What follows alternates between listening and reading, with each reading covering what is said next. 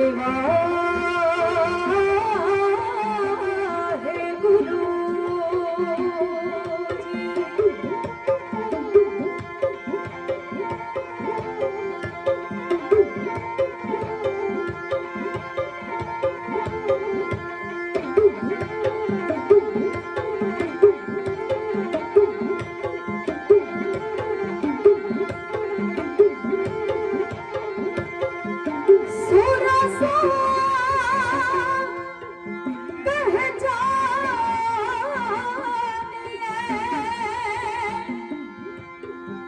जो नरे दीन के हेत पुरजा पुरजा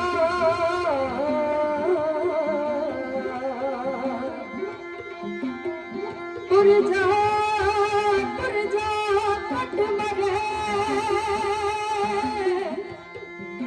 बबहू ना छोड़े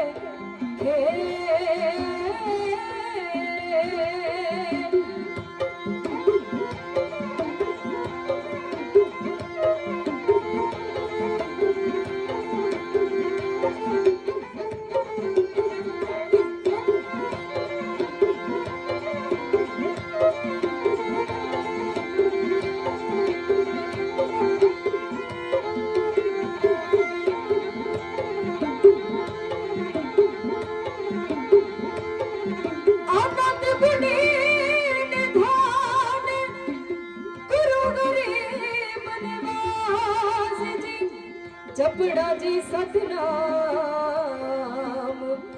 श्री वाहे गुरु जी।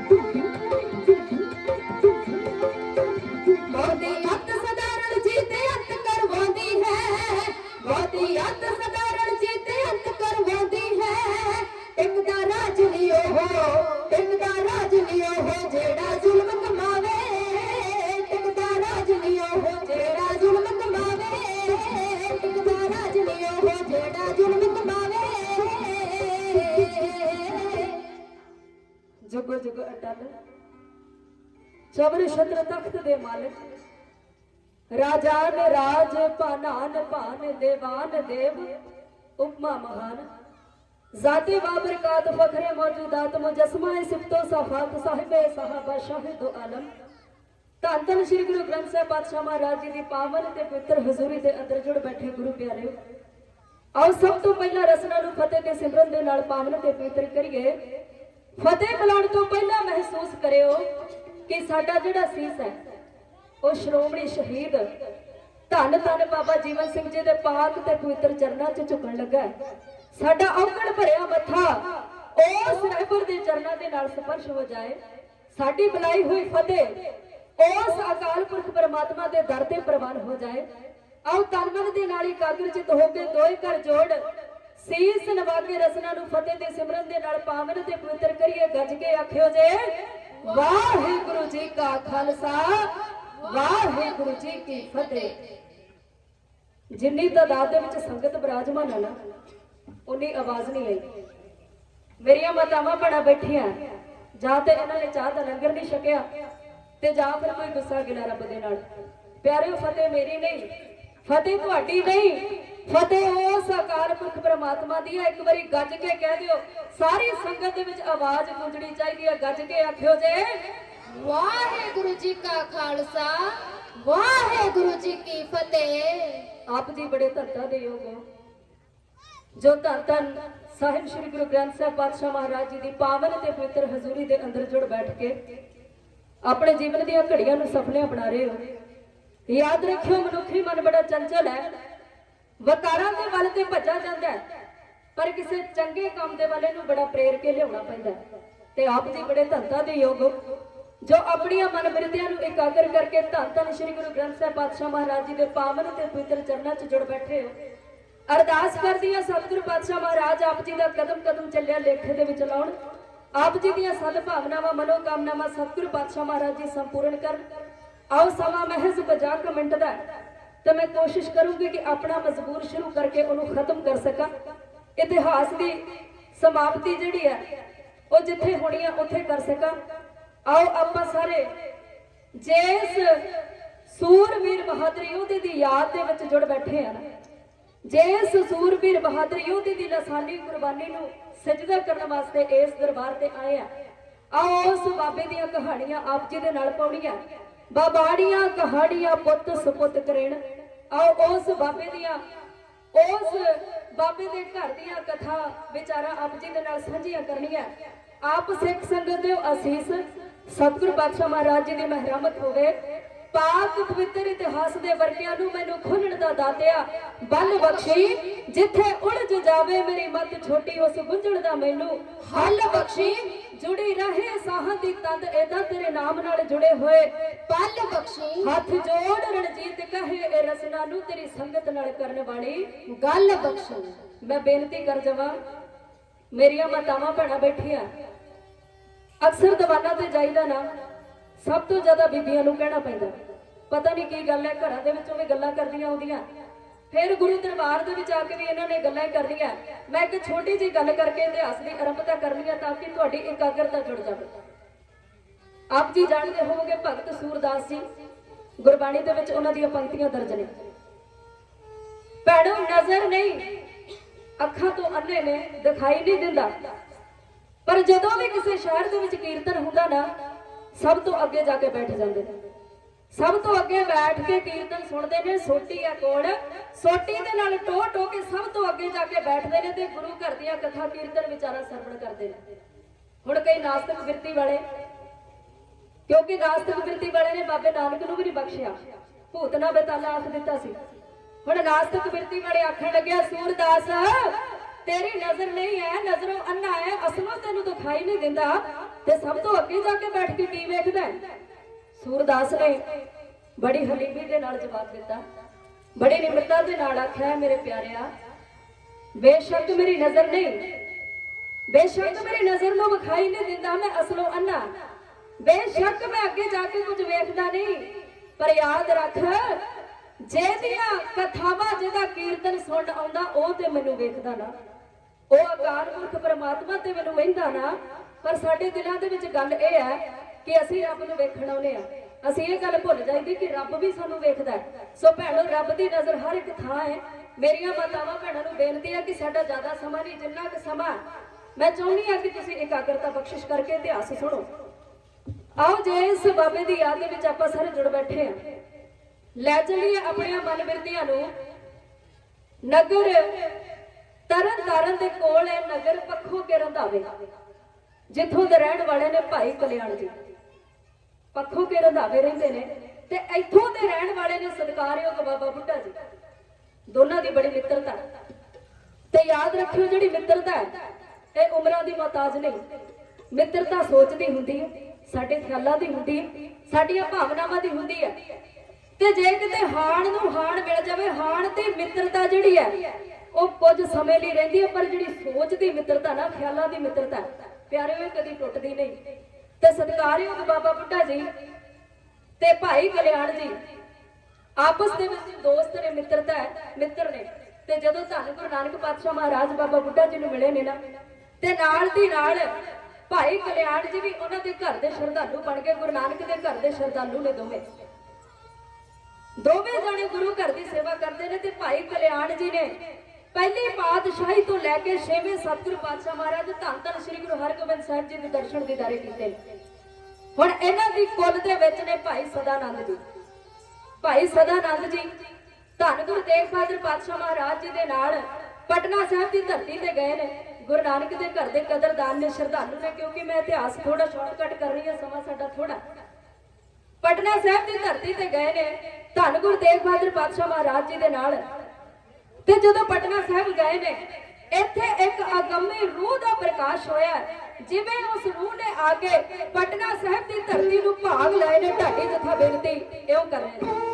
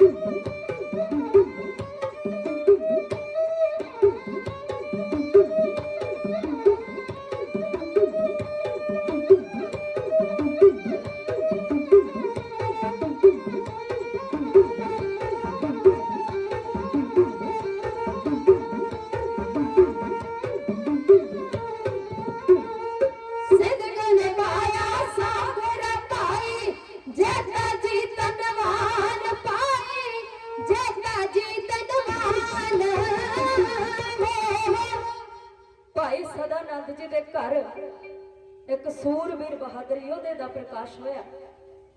नाम रखिया जैता, भाई जैता जी। ते गुरु नानक दे घर दे बड़े कदरदान ने, बड़े श्रद्धालु ने। धन गुरु तेग बहादुर पातशाह महाराज जी दे नाल पटना साहिब की धरती ते गए ने, ते जदों पातशाह वापस आए ने ते नाल ही गुरु साहब दे फिर वापस आ गए। हुण तीसरी बार फिर धन गुरु तेग बहादुर पातशाह महाराज फिर पटना साहिब वालों रवाना हुए ने, पटना साहिब की धरती ते गए ने, ते नाल फिर भाई सदानंद जी दा परिवार ते बादशाह भाई सदानंद जी नूं ते नाल अपने परिवार नूं सत्कारयोग माता गुजरी जी नूं पटना साहिब छड्ड के आप असम वाल नूं रवाना हो गए ने। ते इत्थे प्यारिओ 22 दसंबर 1666 ईस्वी नूं धन कलगियां वाले पातशाह महाराज जी का प्रकाश होया। जिस दी बाबत शायर ने बाखूब लिखिया है, वो कहता महाबली तपस्वी वीर योधा, पिता पंथ दा एक अकाल दा पुੱਤ, मां गुजरी दे दुੱਧ दी महाशक्ति मुड़ के जमना नहीं दे नाल दा पुੱਤ। धन मेरे कलगियां वाले पातशाह महाराज, कवियां दे कवि महाकवि, दानियां दे दानी महादानी, बलियां दे बली महाबली, बादशाह दरवेश मर्द अगंबड़ा साहिबे कमाल। 10वें पातशाह धन धन श्री गुरु गोबिंद सिंह पातशाह महाराज जी का प्रकाश होया। 22 दसंबर नूं गुरु साहब का प्रकाश होया ते 23 दसंबर नूं भाई सदानंद जी के घर भाई संगता जी का प्रकाश होया। भाई संगता जी का जन्म होया ते दोवां दा एक दिन दी विथ है। हुण गुरु साहब वापस आए ने, गुरु साहब का हुक्म होया, पूरा परिवार धन गुरु तेग बहादुर पातशाह जी के नाल वापस आनंदपुर साहब आ गया। इत्थे बाल अवस्था दे विच चोजी प्रीतम धन गुरु गोबिंद सिंह पातशाह महाराज दे भाई जैता जी जीवन दीयां खेडां खेडियां, बचपन दीयां खेडां खेडियां, इत्थे तालीम हासिल कीती है, विद्या दी तालीम शस्त्र विद्या हासिल कीती है, गुरबाणी कंठ कीती है। इक्को जने हाड़ प्रवाण ने बचपन दे विच खेड रहे ने। ते प्यारिओ उस समय दे विच जिहड़ी जुल्म हुकूमत सी ना, सब तो वध जुल्म करने वाला राजा औरंगजेब बादशाह, इहदा राज सी इन्ना जुल्मी सी, इन्नी ज्यादा तशद्दद करदा सी, इन्हें अपने बाप नूं भी नहीं बख्शिया। इहदा पिता शाहजहां इन्हें कैद किया होया ते प्यारे ओनू पानी का घुट नहीं दिंदा। गल गौर करके सुनियो, इहदा प्यो जेल दे विच कैद है। एक दिन उन्हें अपने पुत्र नूं चिट्ठी लिखी है, दबात लई स्याही लई कागज लिया है। अपने प्यो ने इहदे ने शाहजहां ने औरंगजेब नूं चिट्ठी लिखी है, लिखदा है, औरंगजेब मैं बाहर ही जाना हिंदुआं तो, हिंदुआं दे जदों बजुर्ग मर भी जांदे ने ना, ਉਹ फिर भी अपने पितरां ਨੂੰ ਪਾਣੀ ਦਿੰਦੇ ਰਹਿੰਦੇ ਨੇ।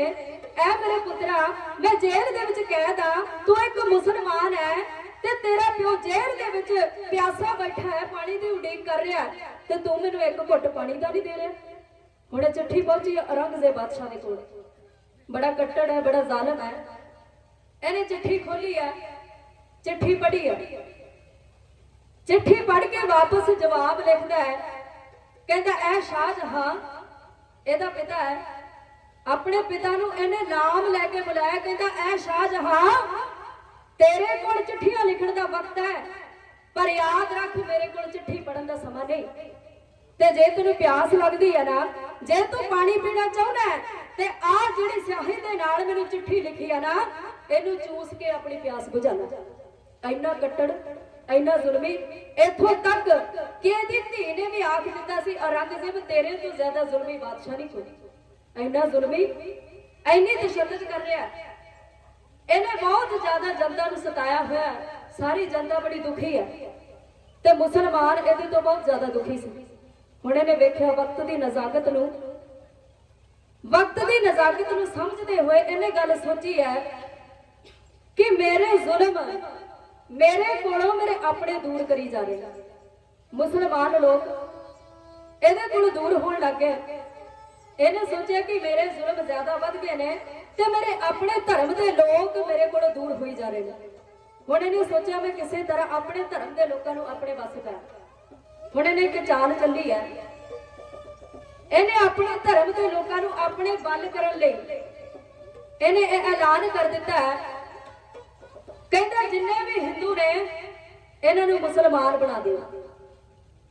ਤੇ ਆ ਜਿਹੜੀ ਮੰਦਰਾਂ ਦੇ ਵਿੱਚੋਂ ਮੈਨੂੰ ਟੱਲ ਖੜਕਦਿਆਂ ਦੀ ਆਵਾਜ਼ ਸੁਣਦੀ ਹੈ ਨਾ, ਮੰਦਰਾਂ ਦੇ ਵਿੱਚੋਂ ਮੈਨੂੰ ਵੇਦਾਂ ਗ੍ਰੰਥਾਂ ਦੀ ਆਵਾਜ਼ ਆਉਂਦੀ ਹੈ ਨਾ, ਆ ਜਿਹੜੇ ਹਿੰਦੂ ਬੋਧੀ ਰੱਖਦੇ ਨੇ, ਜਨੇਊ ਪਾਉਂਦੇ ਨੇ, ਮੈਂ ਨਹੀਂ ਚਾਹੁੰਦਾ ਕਿ ਮੈਨੂੰ ਵੇਦਾਂ ਗ੍ਰੰਥਾਂ ਦੀ ਆਵਾਜ਼ ਸੁਣੇ। ਮੰਦਰਾਂ ਦੇ ਵਿੱਚੋਂ ਟੱਲ ਖੜਕਦੇ ਮੈਨੂੰ ਸੁਣਾਈ ਦੇਣ, ਆ ਹਿੰਦੂ ਮੈਨੂੰ ਧੋਤੀਆਂ ਲਾ ਕੇ ਘੁੰਮਦੇ ਨਜ਼ਰ ਨਾ ਆਉਣ। ਮੈਂ ਚਾਹੁੰਦਾ ਕਿ ਮੰਦਰਾਂ ਦੇ ਵਿੱਚੋਂ 5 ਵਕਤ ਕੁਰਾਨ ਦੀ ਆਵਾਜ਼ ਆਵੇ, ਨਮਾਜ਼ ਅਦਾ ਹੋਣ ਦੀ ਆਵਾਜ਼ ਆਵੇ। ਤੇ ਆ ਜਿਹੜੇ ਹਿੰਦੂ ਬੋਧੀਆਂ ਟੋਪੀਆਂ ਤੇ ਜਨੇਊ ਪਾ ਕੇ ਘੁੰਮਦੇ ਨੇ, ਇਹ ਸਾਰੇ ਮੁਸਲਮਾਨ ਹੋ ਜਾਣ। ਹੁਣ ਇਹਨੇ ਇਹ ਐਲਾਨ ਕਰ ਦਿੱਤਾ, ਇਹਨੇ ਅਫਗਾਨ ਖਾਨ ਨੂੰ ਭੇਜਿਆ ਕਸ਼ਮੀਰ। ਸ਼ੁਰੂਆਤ ਇਹਨੇ ਕੀਤੀ ਹੈ ਕਸ਼ਮੀਰ ਤੋਂ। ਇਹਨੇ ਸਭ ਤੋਂ ਪਹਿਲਾਂ ਕਸ਼ਮੀਰ ਦੇ ਬ੍ਰਾਹਮਣਾਂ ਨੂੰ ਮੁਸਲਮਾਨ ਬਣਾਉਣ ਲਈ ਅਫਗਾਨ ਖਾਨ ਨੂੰ ਭੇਜਿਆ। ਇਹਦੇ ਪਿੱਛੇ ਵੀ ਇਹਦੀ ਇੱਕ ਚਾਲ ਸੀ, ਕਿਉਂਕਿ ਕਸ਼ਮੀਰ ਦੇ ਜਿਹੜੇ ਬ੍ਰਾਹਮਣ ਨੇ ਨਾ, ਇਹ ਸਭ ਤੋਂ ਜ਼ਿਆਦਾ ਪੜ੍ਹੇ ਲਿਖੇ ਨੇ, ਸਭ ਤੋਂ ਜ਼ਿਆਦਾ ਪੜ੍ਹਾਈ ਲਿਖਾਈ ਕਸ਼ਮੀਰ ਦੇ ਬ੍ਰਾਹਮਣਾਂ ਨੇ ਕੀਤੀ ਹੈ। ਤੇ ਗੱਲ ਜਿਹੜੀ ਲਾਜ਼ਮੀ ਹੈ, ਇਹ ਸੋਚਦਾ ਸੀ ਕਿ ਜੇ ਪੜ੍ਹੇ ਲਿਖੇ ਬ੍ਰਾਹਮਣ ਮੁਸਲਮਾਨ ਬਣ ਗਏ ਤੇ ਅਨਪੜ੍ਹਾਂ ਨੇ ਤੇ ਆਪਣੇ ਆਪ ਬਣ ਜਾਂਦਾ। ਕਿਉਂਕਿ ਅਕਸਰ ਹੁੰਦਾ ਜੇ ਕੋਈ ਕੰਮ ਪੜ੍ਹਿਆ ਲਿਖਿਆ ਕਰੇ ਨਾ, ਤੇ ਅਨਪੜ੍ਹ ਵੇਖ ਵੇਖ ਕੇ ਉਹਦੇ ਵਰਗੇ ਬਣੀ ਜਾਂਦੇ ਨੇ ਕਿ ਇਹ ਪੜ੍ਹਿਆ ਲਿਖਿਆ ਇਹਨੇ ਚੰਗਾ ਕੀਤਾ ਹੋਣਾ। ਹੁਣ ਇਹ ਸੋਚਦਾ ਕਿ ਪੜ੍ਹੇ ਲਿਖੇ ਬ੍ਰਾਹਮਣ ਜਿਹੜੇ ਨੇ ਇਹ ਮੁਸਲਮਾਨ ਹੋ ਗਏ ਤੇ ਬਾਕੀਆਂ ਨੇ ਤੇ ਆਪਣੇ ਆਪ ਮੁਸਲਮਾਨ ਹੋ ਜਾਣਾ। ਹੁਣ ਇਹਨੇ ਤਸ਼ੱਦਦ ਸ਼ੁਰੂ ਕਰ ਦਿੱਤੀ, ਜ਼ੁਲਮ ਕਰਨੇ ਸ਼ੁਰੂ ਕਰ ਦਿੱਤੇ। ਇਹ ਦੁਖੀ ਪੰਡਤ ਇਹਨਾਂ ਦੀ ਕਿਸੇ ਦੇਵਤੇ ਨੇ ਸੁਣੀ, ਕਿਸੇ ਦੇਵੀ ਨੇ ਨਹੀਂ ਸੁਣੀ, ਆਪਣੇ ਇਸ਼ਟ ਦੇ ਅੱਗੇ ਦੁਆਵਾਂ ਫਰਿਆਦਾਂ ਕਰ ਲਈਆਂ। ਹੁਣ ਗੁਰੂ ਘਰ ਦੇ ਵਿਰੋਧੀਆਂ ਨੇ ਇਹਨਾਂ ਨੂੰ ਇੱਕ ਗੱਲ ਦੱਸੀ ਆ। ਹੁਣ ਮੈਂ ਜ਼ਿਕਰ ਕਰ ਜਾਵਾਂ, ਇੱਥੇ ਕਈ ਵਾਰ ਵਿਚਾਰਿਆ ਜਾਂਦਾ ਹੈ ਕਿ ਇਹਨਾਂ ਨੂੰ ਇਲਹਾਮ ਹੋਇਆ, ਤੇ ਇਤਿਹਾਸ ਦੇ ਵਿੱਚ 2 ਮਤ ਚੱਲਦੀਆਂ ਨੇ। ਇੱਕ ਤੇ ਕਹਿੰਦੇ ਨੇ ਇਹਨਾਂ ਨੂੰ ਇਲਹਾਮ ਹੋਇਆ, ਇਹਨਾਂ ਨੂੰ ਆਵਾਜ਼ ਆਈ ਕਿ ਤੁਸੀਂ ਅਨੰਦਪੁਰ ਸਾਹਿਬ ਚਲੇ ਜਾਓ। ਪਰ ਕੁਝ ਇਤਿਹਾਸਕਾਰ ਲਿਖਦੇ ਨੇ ਕਿ ਗੁਰੂ ਘਰ ਦੇ ਵਿਰੋਧੀਆਂ ਨੇ ਇਹਨਾਂ ਨੂੰ ਆਖਿਆ ਕਿ ਸਿੱਖਾਂ ਦੇ ਨੌਵੇਂ ਗੁਰੂ ਤੇਗ ਬਹਾਦਰ ਗੁਰਦਾ ਗੱਦੀ ਤੇ ਵਿਰਾਜਮਾਨ ਨੇ, ਤੁਸੀਂ ਉਹਨਾਂ ਕੋਲ ਜਾਓ। ਕਿਉਂਕਿ ਇਹ ਸੋਚਦੇ ਸੀ ਕਿ ਜੇ ਗੁਰੂ ਸਾਹਿਬ ਨੇ ਇਹਨਾਂ ਦਾ ਧਰਮ ਬਚਾਉਣਾ ਹੋਇਆ ਤੇ ਉਹਨਾਂ ਨੂੰ ਔਰੰਗਜ਼ੇਬ ਦੇ ਜ਼ੁਲਮ ਦਾ ਸ਼ਿਕਾਰ ਹੋਣਾ ਪੈਣਾ, ਤੇ ਜੇ ਉਹਨਾਂ ਨੇ ਇਨਕਾਰ ਕਰ ਦਿੱਤਾ ਤੇ ਉਹਨਾਂ ਦੀ ਬੇਇੱਜ਼ਤੀ ਹੋਣੀ ਹੈ। ਹੁਣ ਮੁਸਲਮਾਨ ਇਕੱਠੇ ਹੋਏ ਨੇ, ਅਨੰਦਪੁਰ ਸਾਹਿਬ ਵਿਖੇ ਪਹੁੰਚ ਗਏ ਨੇ। ਪਹੁੰਚ ਕੇ ਅਨੰਦਪੁਰ ਸਾਹਿਬ ਧੰਨ ਗੁਰੂ ਤੇਗ ਬਹਾਦਰ ਪਾਤਸ਼ਾਹ ਮਹਾਰਾਜ ਜੀ ਦੇ ਅੱਗੇ ਦੁਆਵਾਂ ਫਰਿਆਦਾਂ ਇਉਂ ਕਰ ਰਹੇ ਨੇ।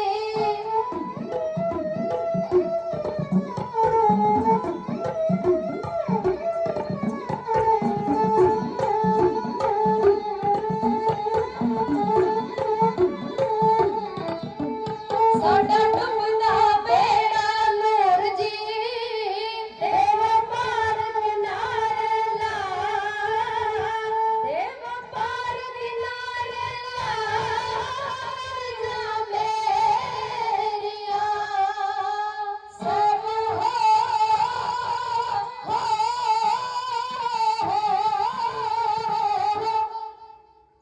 ਦੁਖੀ ਪੰਡਤ ਕਸ਼ਮੀਰ ਦੇ ਨੌਵੇਂ ਪਾਤਸ਼ਾਹ ਮਹਾਰਾਜ ਜੀ ਦੇ ਦਰਬਾਰ ਦੇ ਵਿੱਚ ਆਏ ਨੇ, ਹੱਥ ਜੋੜੇ ਨੇ, ਆਖਿਆ ਪਾਤਸ਼ਾਹ ਔਰੰਗਜ਼ੇਬ ਕਹਿੰਦਾ ਹੈ ਕਿ ਮੈਨੂੰ ਮੰਦਰਾਂ ਦੇ ਵਿੱਚ ਟੱਲ ਖੜਕਦੇ ਚੰਗੇ ਨਹੀਂ ਲੱਗਦੇ। ਔਰੰਗਜ਼ੇਬ ਆਖਦਾ ਹੈ ਕਿ ਮੈਨੂੰ ਮੰਦਰਾਂ ਦੇ ਵਿੱਚੋਂ ਵੇਦਾਂ ਗ੍ਰੰਥਾਂ ਦੀ ਜਿਹੜੀ ਆਵਾਜ਼ ਆਉਂਦੀ ਹੈ ਮੈਨੂੰ ਚੰਗੀ ਨਹੀਂ ਲੱਗਦੀ। ਪਾਤਸ਼ਾਹ ਔਰੰਗਜ਼ੇਬ ਕਹਿੰਦਾ ਹੈ ਕਿ ਹਿੰਦੂਆਂ ਦੇ ਜਿਹੜੇ ਸਿਰਾਂ ਤੇ ਬੋਦੀਆਂ ਹੈ, ਇਹਨਾਂ ਦੇ ਜਿਹੜੇ ਜਨੇਊ ਪਾਏ ਹੋਏ ਨੇ, ਧੋਤੀਆਂ ਲਾਈਆਂ, ਮੈਨੂੰ ਚੰਗੀਆਂ ਨਹੀਂ ਲੱਗਦੀਆਂ। ਮੈਂ ਚਾਹੁੰਦਾ ਹੈ ਕਿ ਮੰਦਰਾਂ ਦੇ ਵਿੱਚੋਂ ਜਿੱਥੇ ਟੱਲ ਖੜਕਦਿਆਂ ਦੀ ਆਵਾਜ਼ ਆਉਂਦੀ ਹੈ ਨਾ, ਵੇਦਾਂ ਗ੍ਰੰਥਾਂ ਦੀ ਆਵਾਜ਼ ਆਉਂਦੀ ਹੈ, ਉੱਥੇ ਮੈਨੂੰ ਕੁਰਾਨ ਸ਼ਰੀਫ ਦੀ ਆਵਾਜ਼ ਸੁਣੇ। ਪਾਤਸ਼ਾਹ ਚਾਹੁੰਦਾ ਹੈ ਕਿ ਜਿੱਥੇ ਅਸੀਂ ਬੋਦੀਆਂ ਕੀਤੀਆਂ, ਅਸੀਂ ਮੁਸਲਮਾਨਾਂ ਵਾਲੀਆਂ ਟੋਪੀਆਂ ਪਾ ਕੇ ਘੁੰਮੀਏ। ਪਾਤਸ਼ਾਹ ਉਹ ਸਾਡਾ ਧੱਕੇ ਦੇ ਨਾਲ ਧਰਮ ਤਬਦੀਲ ਕਰ ਰਿਹਾ ਹੈ, ਸਾਡਾ ਮਜ਼ਹਬ ਡੁੱਬ ਰਿਹਾ ਹੈ, ਕਿਰਪਾ ਕਰਕੇ ਸਾਡੇ ਧਰਮ ਨੂੰ ਬਚਾ ਲਓ। ਗੁਰੂ ਸਾਹਿਬ ਨੇ ਗੱਲ ਸੁਣੀ ਹੈ। ਦੁਖੀ ਪੰਡਤ ਰੋਂਦੇ ਕਰਲਾਉਂਦੇ ਪਾਤਸ਼ਾਹ ਮਹਾਰਾਜ ਜੀ ਦੇ ਅੱਗੇ ਅਰਜ਼ ਕਰ ਰਹੇ ਨੇ ਤੇ ਪਿਆਰੇ ਵਾਰ ਕਰਿਓ। ਔਰੰਗਜ਼ੇਬ ਨੇ ਇਹ ਜਿਹੜੀ ਚਾਲ ਚੱਲੀ ਹੈ ਨਾ, ਇਹ ਜਿਹੜੀ ਸ਼ੁਰੂਆਤ ਕੀਤੀ ਹੈ ਧਰਮ ਤਬਦੀਲ ਕਰਾਉਣ ਵਾਲੀ ਗੱਲ, ਇਹਨੇ ਇੱਕੋ ਦਮ ਇਸ ਗੱਲ ਨੂੰ ਅੰਜਾਮ ਨਹੀਂ ਦਿੱਤਾ। ਸਭ ਤੋਂ ਪਹਿਲਾਂ ਇਹਨੇ ਐਲਾਨ ਕੀਤਾ ਹੈ ਕਿ ਅੱਜ ਤੋਂ ਬਾਅਦ ਨਵੇਂ ਮੰਦਿਰ ਨਹੀਂ ਬਣਦੇ। ਉਸ ਤੋਂ ਬਾਅਦ ਇਹਨੇ ਦੁਬਾਰਾ ਫਿਰ ਐਲਾਨ ਕੀਤਾ ਹੈ ਕਿ ਅੱਜ ਤੋਂ ਬਾਅਦ ਜਿਹੜੇ ਪੁਰਾਣੇ ਮੰਦਿਰ ਬਣੇ ਨੇ ਉਹਨਾਂ ਦੀ ਮੁਰੰਮਤ ਨਹੀਂ ਹੋਵੇਗੀ। ਉਸ ਤੋਂ ਬਾਅਦ ਇਹਨੇ ਐਲਾਨ ਕੀਤਾ ਹੈ ਕਿ ਨਾ ਤੇ ਨਵੇਂ ਮੰਦਿਰ ਬਣਨਗੇ, ਨਾ ਹੀ ਪੁਰਾਣੇ ਮੰਦਿਰਾਂ ਦੀ ਮੁਰੰਮਤ ਹੋਣੀ ਹੈ, ਤੇ ਜਿਹੜੇ ਮੰਦਿਰ ਹੈ ਉਹਨਾਂ ਦੇ ਉੱਤੇ ਟੈਕਸ ਲਾਇਆ ਜਾਏਗਾ। ਇੰਨੀ ਤਸ਼ੱਦਦ। ਤੇ ਆਖਣ ਲੱਗਾ ਜੇ ਕੋਈ ਟੈਕਸ ਨਹੀਂ ਦਿੰਦਾ, ਜੇ ਕੋਈ ਟੈਕਸ ਨਹੀਂ ਭਰਦਾ, ਤੇ ਜਾਂ ਤੇ ਉਹਨੂੰ ਮੁਸਲਮਾਨ ਹੋਣਾ ਪਵੇਗਾ, ਤੇ ਜਾਂ ਉਹਨੂੰ ਖਤਮ ਕਰ ਦਿੱਤਾ ਜਾਵੇਗਾ, ਜਾਂ ਉਹਨੂੰ ਆਪਣੀ ਜਾਨ ਗਵਾਉਣੀ ਪੈਣੀ ਹੈ। ਹੁਣ ਔਰੰਗਜ਼ੇਬ ਨੇ ਇਹ ਐਲਾਨ ਕੀਤਾ। ਦੁਖੀ ਪੰਡਤ ਕਸ਼ਮੀਰ ਦੇ ਪਾਤਸ਼ਾਹ ਮਹਾਰਾਜ ਜੀ ਦੇ ਚਰਨਾਂ 'ਚ ਪਹੁੰਚੇ ਨੇ, ਆਖਿਆ ਪਾਤਸ਼ਾਹ ਸਾਡਾ ਧਰਮ ਡੁੱਬ ਰਿਹਾ ਹੈ, ਸਾਡਾ ਮਜ਼ਹਬ ਧੱਕੇ ਦੇ ਨਾਲ ਤਬਦੀਲ ਕੀਤਾ ਜਾ ਰਿਹਾ ਹੈ, ਕਿਰਪਾ ਕਰਕੇ ਸਾਡੀ ਲਾਜ ਰੱਖ ਲਓ। ਹੁਣ ਕੋਲ ਬੈਠੇ ਨੇ ਬਾਲ ਉਮਰ ਦੇ ਵਿੱਚ ਨੌਵੇਂ ਪਾਤਸ਼ਾਹ ਮਹਾਰਾਜ ਜੀ ਦੇ ਫਰਜ਼ੰਦ ਧੰਨ ਕਲਗੀਆਂ ਵਾਲੇ ਪਾਤਸ਼ਾਹ ਮਹਾਰਾਜ ਗੋਬਿੰਦ ਰਾਏ ਜੀ ਕੋਲ ਬੈਠੇ ਨੇ। ਆਖਣ ਲੱਗੇ ਪਿਤਾ ਜੀ ਇਹਨਾਂ ਦੇ ਨੈਣਾਂ ਦੇ ਵਿੱਚ ਹੰਝੂ ਕਿਉਂ ਨੇ, ਇਹ ਪੰਡਤ ਕਿਉਂ ਕੁਰਲਾ ਰਹੇ ਨੇ।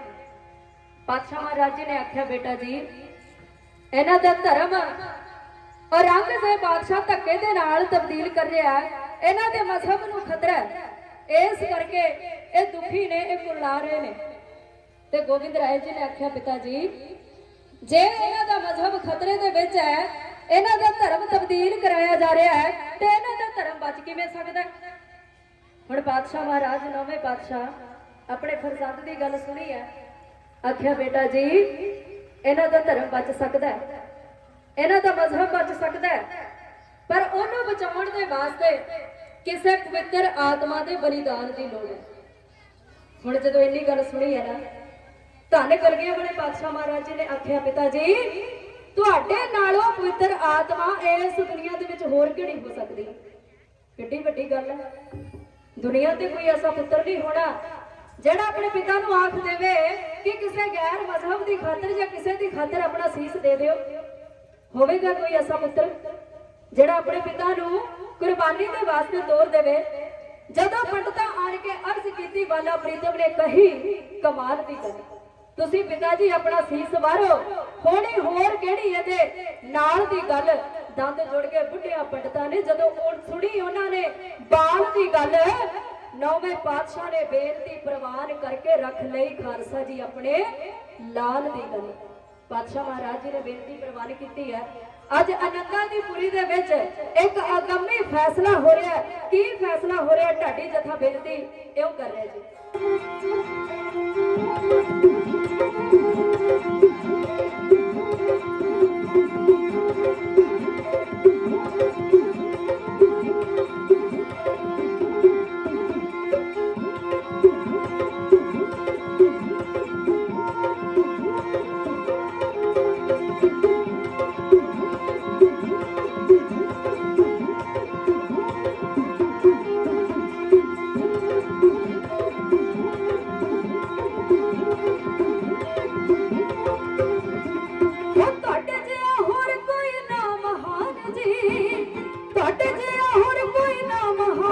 दे दे जाके जेड़ा बलिदान जी, दे दे जाके जेड़ा बलिदान जी। हो आए दर चल खैर पाए पिताजी, हाँ खैर पाए पिताजी। डुबदाए धर्म बचाओ पिताजी, डुबदाए धर्म बचाओ पिताजी।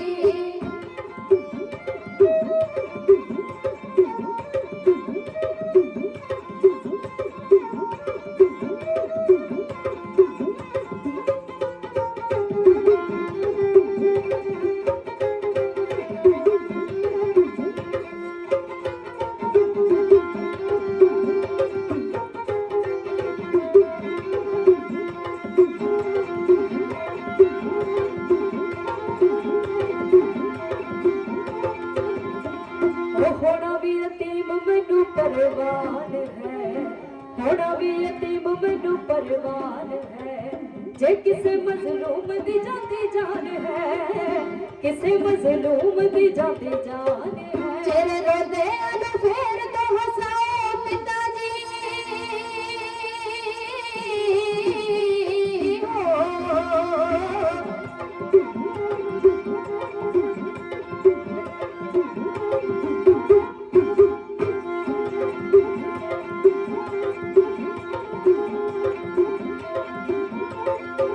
चेहरे रोंदे अनु फेर तो हसाओ पिताजी, हसाओ पिताजी। डुबदाए धर्म बचाओ पिताजी, डुबदाए धर्म बचाओ पिताजी।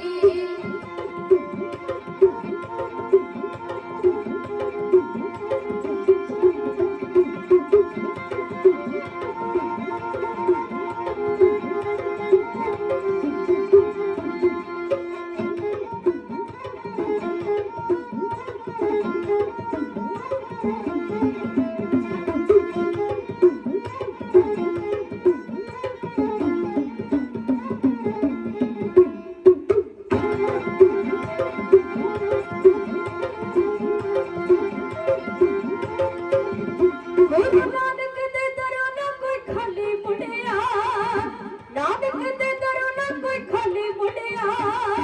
वंडदा है दाता कुछ भी ना थुड़िया, वंडदा है दाता कुछ भी ना थुड़िया। घर उजड़ने न दे बसाओ पिताजी, उजड़ने न दे बसाओ पिताजी, उजड़ने न दे बसाओ पिताजी, उजड़ने न दे बसाओ पिताजी।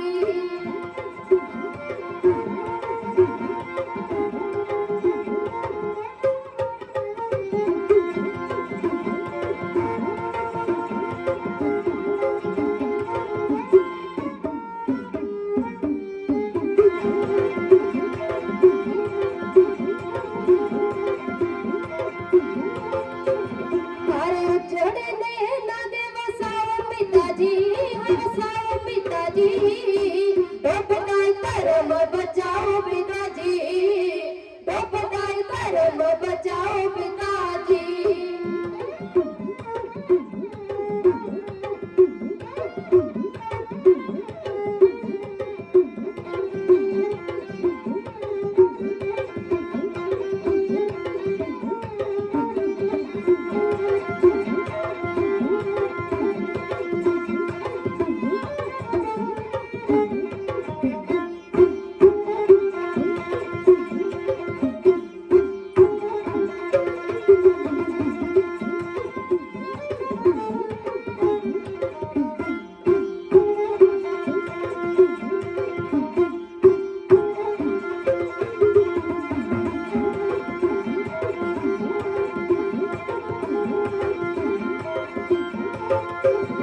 सदा ने किरण जीत जग आई जितदी, ने किरण जीत जग आई जितदी। एह सच हर कलम है रूह लिखदी, सच हर कलम है रूह लिखदी। निगाह मेहर वाली नाव ते पाओ पिताजी, हज पाओ पिताजी। डुबदाए धर्म बचाओ पिताजी, डुबदाए धर्म बचाओ पिताजी, डुबदाए धर्म बचाओ पिताजी। ਧੰਨ ਗੁਰੂ ਤੇਗ ਬਹਾਦਰ ਪਾਤਸ਼ਾਹ ਮਹਾਰਾਜ ਜੀ ਦੇ ਚਰਨਾਂ ਦੇ ਵਿੱਚ ਦੁਖੀ ਪੰਡਤਾਂ ਨੇ ਆ ਕੇ ਅਰਜ਼ ਕੀਤੀ, ਬੇਨਤੀ ਕੀਤੀ ਤੇ ਬਾਲਾ ਪ੍ਰੀਤਮ ਨੇ ਆਖਿਆ, ਪਿਤਾ ਜੀ ਤੁਹਾਡੇ ਨਾਲੋਂ ਪਵਿੱਤਰ ਆਤਮਾ ਹੋਰ ਕਿਹੜੀ ਹੋ ਸਕਦੀ ਹੈ ਜਿਹੜੀ ਬਲੀਦਾਨ ਦੇਵੇ ਤੇ ਇਹਨਾਂ ਦਾ ਧਰਮ ਬਚ ਜਾਵੇ। ਹੁਣ ਨੌਵੇਂ ਪਾਤਸ਼ਾਹ ਮਹਾਰਾਜ ਜੀ ਨੇ ਆਪਣੇ ਪੁੱਤਰ ਦੀ ਗੱਲ ਜਿਹੜੀ ਉਹ ਮੰਨ ਲਈ। ਤੇ ਪਿਆਰਿਓ, ਬੜੇ ਘੱਟ ਐਸੇ ਪਿਤਾ ਹੁੰਦੇ ਨੇ ਜਿਹੜੇ ਆਪਣੇ ਪੁੱਤਰਾਂ ਦੀ ਗੱਲ ਮੰਨ ਲੈਣ। ਉਮਰ ਵੇਖੋ ਪੌਣੇ 9 ਸਾਲ ਤੇ ਐਡੀ ਕੁ ਉਮਰ 'ਚ ਜੇ ਪੁੱਤਰ ਬਾਪ ਨੂੰ ਕੁਝ ਆਖੇ ਨਾ ਤੇ ਬਾਪ ਅੱਗੋਂ ਝਿੜਕ ਦਿੰਦਾ, ਤੈਨੂੰ ਕੀ ਪਤਾ, ਦੁਨੀਆ ਤੇ ਅਸੀਂ ਵੇਖੀ ਹੈ, ਅਸੀਂ ਜਾਣਦੇ ਹਾਂ ਦੁਨੀਆ ਦੇ ਵਿੱਚ ਕੀ ਹੁੰਦਾ। ਪਰ ਧੰਨ ਨੇ ਨੌਵੇਂ ਪਾਤਸ਼ਾਹ ਮਹਾਰਾਜ, ਪੌਣੇ 9 ਸਾਲਾਂ ਦਾ ਫਰਜ਼ੰਦ ਇੰਨੀ ਗੱਲ ਆਖ ਰਿਹਾ ਹੈ, ਪਿਤਾ ਜੀ ਆਪ ਜੀ ਬਲੀਦਾਨ ਦੇਵੋ ਤਾਂ ਜੋ ਇਹਨਾਂ ਦਾ ਧਰਮ ਬਚ ਜਾਵੇ। ਹੁਣ ਪਾਤਸ਼ਾਹ ਮਹਾਰਾਜ ਜੀ ਨੇ ਆਪਣੇ ਪੁੱਤਰ ਦੀ ਗੱਲ ਮੰਨ ਲਈ ਹੈ। ਕਸ਼ਮੀਰੀ ਪੰਡਤਾਂ ਨੂੰ ਆਖਿਆ ਹੈ, ਤੁਸੀਂ ਵਾਪਸ ਜਾਓ ਤੇ ਜਾ ਕੇ ਕਹਿ ਦਿਓ ਔਰੰਗਜ਼ੇਬ ਬਾਦਸ਼ਾਹ ਨੂੰ, ਜੇ ਉਹ ਸਿੱਖਾਂ ਦੇ ਨੌਵੇਂ ਗੁਰੂ ਤੇਗ ਬਹਾਦਰ ਨੂੰ ਮੁਸਲਮਾਨ ਬਣਾ ਲਵੇ ਤੇ ਅਸੀਂ ਸਾਰੇ ਮੁਸਲਮਾਨ ਬਣਨ ਲਈ ਤਿਆਰ ਹਾਂ, ਤੇ ਜੇ ਸਿੱਖਾਂ ਦੇ ਨੌਵੇਂ ਗੁਰੂ ਤੇਗ ਬਹਾਦਰ ਮੁਸਲਮਾਨ ਨਹੀਂ ਬਣਦੇ ਤੇ ਅਸੀਂ ਮੁਸਲਮਾਨ ਨਹੀਂ ਬਣਨਾ। ਹੁਣ ਕਸ਼ਮੀਰੀ ਪੰਡਤ ਬੜੇ ਖੁਸ਼ ਨੇ, ਬੜਾ ਚਾਹ ਦਿਲਾਂ ਦੇ ਵਿੱਚ ਕਿ ਸਾਡਾ ਜਿਹੜਾ ਧਰਮ ਸੀ, ਸਾਡਾ ਡੋਬਰਿਆ ਧਰਮ, ਉਹਦੀ ਬਾਹ ਫੜਨ ਵਾਲਾ ਕੋਈ ਹੈ। ਪਾਤਸ਼ਾਹ ਮਹਾਰਾਜ ਨੇ ਵਾਪਸ ਭੇਜਿਆ। ਕਸ਼ਮੀਰ ਦੇ ਪੰਡਤ ਵਾਪਸ ਚਲੇ ਗਏ ਨੇ। ਹੁਣ ਗੌਰ ਕਰਕੇ ਦੇਖਿਓ, ਗੱਲ ਨੂੰ ਗੌਰ ਕਰਕੇ ਸੁਣਿਓ। ਕਸ਼ਮੀਰ ਦੇ ਪੰਡਤ, ਮਜ਼ਹਬ ਹੈ ਹਿੰਦੂ, ਤੇ ਆਏ ਨੇ ਨੌਵੇਂ ਪਾਤਸ਼ਾਹ ਮਹਾਰਾਜ ਜੀ ਦੇ ਕੋਲ, ਸਿੱਖਾਂ ਦੇ ਨੌਵੇਂ ਗੁਰੂ ਧੰਨ ਗੁਰੂ ਤੇਗ ਬਹਾਦਰ ਪਾਤਸ਼ਾਹ ਜੀ ਦੇ ਕੋਲ ਅਰਦਾਸ ਲੈ ਕੇ ਆਏ ਨੇ, ਬੇਨਤੀ ਲੈ ਕੇ ਆਏ ਨੇ ਤੇ ਪਾਤਸ਼ਾਹ ਜੀ ਨੇ ਉਹਨਾਂ ਦੀ ਬੇਨਤੀ ਪ੍ਰਵਾਨ ਕੀਤੀ ਹੈ। ਕਿਉਂਕਿ ਗੁਰੂ ਨਾਨਕ ਦੇ ਘਰ ਦਾ ਅਸੂਲ ਹੈ, ਇੱਥੇ ਕੋਈ ਜਿਹੋ ਜਿਹੀ ਭਾਵਨਾ ਲੈ ਕੇ ਆਉਂਦਾ ਨਾ, ਉਹਦੇ ਨਾਲ ਉਹੋ ਜਿਹਾ ਵਰਤਿਆ ਜਾਂਦਾ। ਜੇ ਕੋਈ ਪਿਆਰ ਦਾ ਭਰਿਆ ਹੁੰਦਾ ਉਹ ਭਰਪੂਰ ਹੋ ਜਾਂਦਾ ਹੈ, ਤੇ ਜੇ ਕੋਈ ਹੰਕਾਰ ਦਾ ਭਰਿਆ ਹੁੰਦਾ ਹੈ ਉਹ ਚੂਰ ਹੋ ਜਾਂਦਾ। ਗੱਲ ਭਾਵਨਾ ਤੇ ਖਤਮ ਹੈ, ਗੱਲ ਸਾਡੀ ਨੀਅਤ ਤੇ ਖਤਮ ਹੈ, ਗੱਲ ਸਾਡੇ ਮਨਸੂਬਿਆਂ ਤੇ ਖਤਮ ਹੈ, ਸਾਡੇ ਮਨ ਤੇ ਖਤਮ ਹੈ। ਪਰ ਅੱਜ ਸਾਡੇ ਦਿਲਾਂ ਦੇ ਵਿੱਚ ਸ਼ਿਕਵੇ ਆ ਗਏ, ਸਾਡੇ ਦਿਲਾਂ ਦੇ ਵਿੱਚ ਗਿਲੇ ਆ ਗਏ ਕਿ ਸਾਡੀ ਦੁਆ ਬੇਨਤੀ ਇਸ ਦਰ ਤੇ ਪ੍ਰਵਾਨ ਨਹੀਂ ਹੁੰਦੀ। ਅਸੀਂ ਚਲੇ ਜਾਈਦਾ ਭੇਖੀਆਂ ਪਖੰਡੀਆਂ ਦੇ ਕੋਲ। ਪਰ ਗੌਰ ਕਰਿਓ, ਜਿਹੜਾ ਗੁਰੂ ਇੰਨੀ ਗੱਲ ਆਖੇ, ਬਿਰਥੀ ਕਦੇ ਨਾ ਹੋਵਈ ਜਨ ਕੀ ਅਰਦਾਸ, ਫਿਰ ਉੱਥੇ ਅਰਦਾਸ ਬੇਨਤੀ ਕਿਉਂ ਨਹੀਂ ਪ੍ਰਵਾਨ ਹੋਵੇਗੀ। ਪਰ ਗੱਲ ਇੱਥੇ ਮੁੱਕਦੀ ਹੈ ਕਿ ਸਾਨੂੰ ਅਰਦਾਸ ਕਰਨੀ ਨਹੀਂ ਆਉਂਦੀ, ਸਾਨੂੰ ਅਰਦਾਸ ਕਰਨ ਦਾ ਢੰਗ ਤਰੀਕਾ ਨਹੀਂ। ਸਾਨੂੰ ਸਾਡੇ ਗੁਰੂ ਨੇ ਹੁਕਮ ਕੀਤਾ ਹੈ, ਮੇਰੇ ਪਿਆਰੇ ਸਿੱਖਾਂ, 2 ਵਕਤ ਅਰਦਾਸ ਕਰਨੀ ਹੈ। ਅਰਦਾਸ ਤੋਂ ਉਪਰੰਤ ਇੱਕੋ ਗੱਲ ਆਖਣੀ, ਕੀ ਆਖਣਾ ਹੈ, ਨਾਨਕ ਨਾਮ ਚੜ੍ਹਦੀ ਕਲਾ ਤੇਰੇ ਭਾਣੇ ਸਰਬੱਤ ਦਾ ਭਲਾ। ਜਿਸ ਅਰਦਾਸ ਦੇ ਵਿੱਚ ਭਲਾ ਸ਼ਾਮਿਲ ਹੈ, ਉਹ ਅਰਦਾਸ ਕਦੇ ਖਾਲੀ ਜਾ ਹੀ ਨਹੀਂ ਸਕਦੀ। ਪਰ ਗੱਲ ਇਹ ਹੈ ਕਿ ਸਾਨੂੰ ਅਰਦਾਸ ਕਰਨੀ ਨਹੀਂ ਆਉਂਦੀ। ਅਸੀਂ ਦਿਲਾਂ ਦੇ ਵਿੱਚ ਖਾਰ ਲੈ ਕੇ ਅਰਦਾਸ ਕਰਦੇ ਹਾਂ, ਗਵਾਂਢ ਨੂੰ ਦੇਖ ਕੇ ਮੱਚਦਾ, ਪਰਿਵਾਰ ਦੇ ਵਿੱਚ ਸਾਡੀ ਏਕਤਾ ਨਹੀਂ, ਸ਼ਰੀਕੇ ਭਾਈਚਾਰੇ ਦੇ ਵਿੱਚ ਇੱਕ ਦੂਜੇ ਨੂੰ ਵੇਖ ਕੇ ਮੱਚੀ ਜਾਂਦੇ ਆ, ਤੇ ਉਹੋ ਜਿਹੀ ਦਿਲ ਦੇ ਵਿੱਚ ਸੜਦੀ ਬਲਦੀ ਭਾਵਨਾ ਲੈ ਕੇ ਅਸੀਂ ਗੁਰੂ ਦਰਬਾਰ ਦੇ ਵਿੱਚ ਆ ਜਾਂਦੇ। ਫਿਰ ਅਸੀਂ ਕਹਿੰਦੇ ਜੀ ਸਾਡੀ ਅਰਦਾਸ ਬੇਨਤੀ ਪ੍ਰਵਾਨ ਨਹੀਂ ਹੁੰਦੀ। ਪਰ ਪਿਆਰਿਓ, ਅਰਦਾਸ ਉਹੀ ਪ੍ਰਵਾਨ ਹੈ ਜਿਹਦੇ ਵਿੱਚ ਭਲਾ ਸ਼ਾਮਿਲ ਹੈ, ਤੁਹਾਡਾ ਭਲਾ ਸ਼ਾਮਿਲ ਹੈ, ਪਰਿਵਾਰ ਦਾ ਭਲਾ ਸ਼ਾਮਿਲ ਹੈ, ਆਂਢ ਗੁਆਂਢ ਦਾ ਭਲਾ ਸ਼ਾਮਿਲ ਹੈ, ਸੰਸਾਰ ਦਾ ਭਲਾ ਸ਼ਾਮਿਲ ਹੈ। ਉਹ ਅਰਦਾਸ ਇਸ ਦਰ ਤੋਂ ਕਦੀ ਖਾਲੀ ਨਹੀਂ ਜਾਂਦੀ। ਪਰ ਅਸੀਂ ਆਪਣੇ ਗੁਰੂ ਨੂੰ ਛੱਡ ਕੇ ਭੇਖੀਆਂ ਪਖੰਡੀਆਂ ਕੇ ਸਿਰ ਝੁਕਾਉਣਾ ਸ਼ੁਰੂ ਕਰ ਦਿੱਤਾ। ਕਸ਼ਮੀਰ ਦੇ ਪੰਡਤ ਸਿੱਖਾਂ ਦੇ ਨੌਵੇਂ ਗੁਰੂ ਦੇ ਕੋਲ ਆਏ ਨੇ, ਪਾਤਸ਼ਾਹ ਸਾਡਾ ਧਰਮ ਡੁੱਬ ਰਿਹਾ, ਤੇ ਪਾਤਸ਼ਾਹ ਨੇ ਬਾਹ ਫੜ ਲਈ।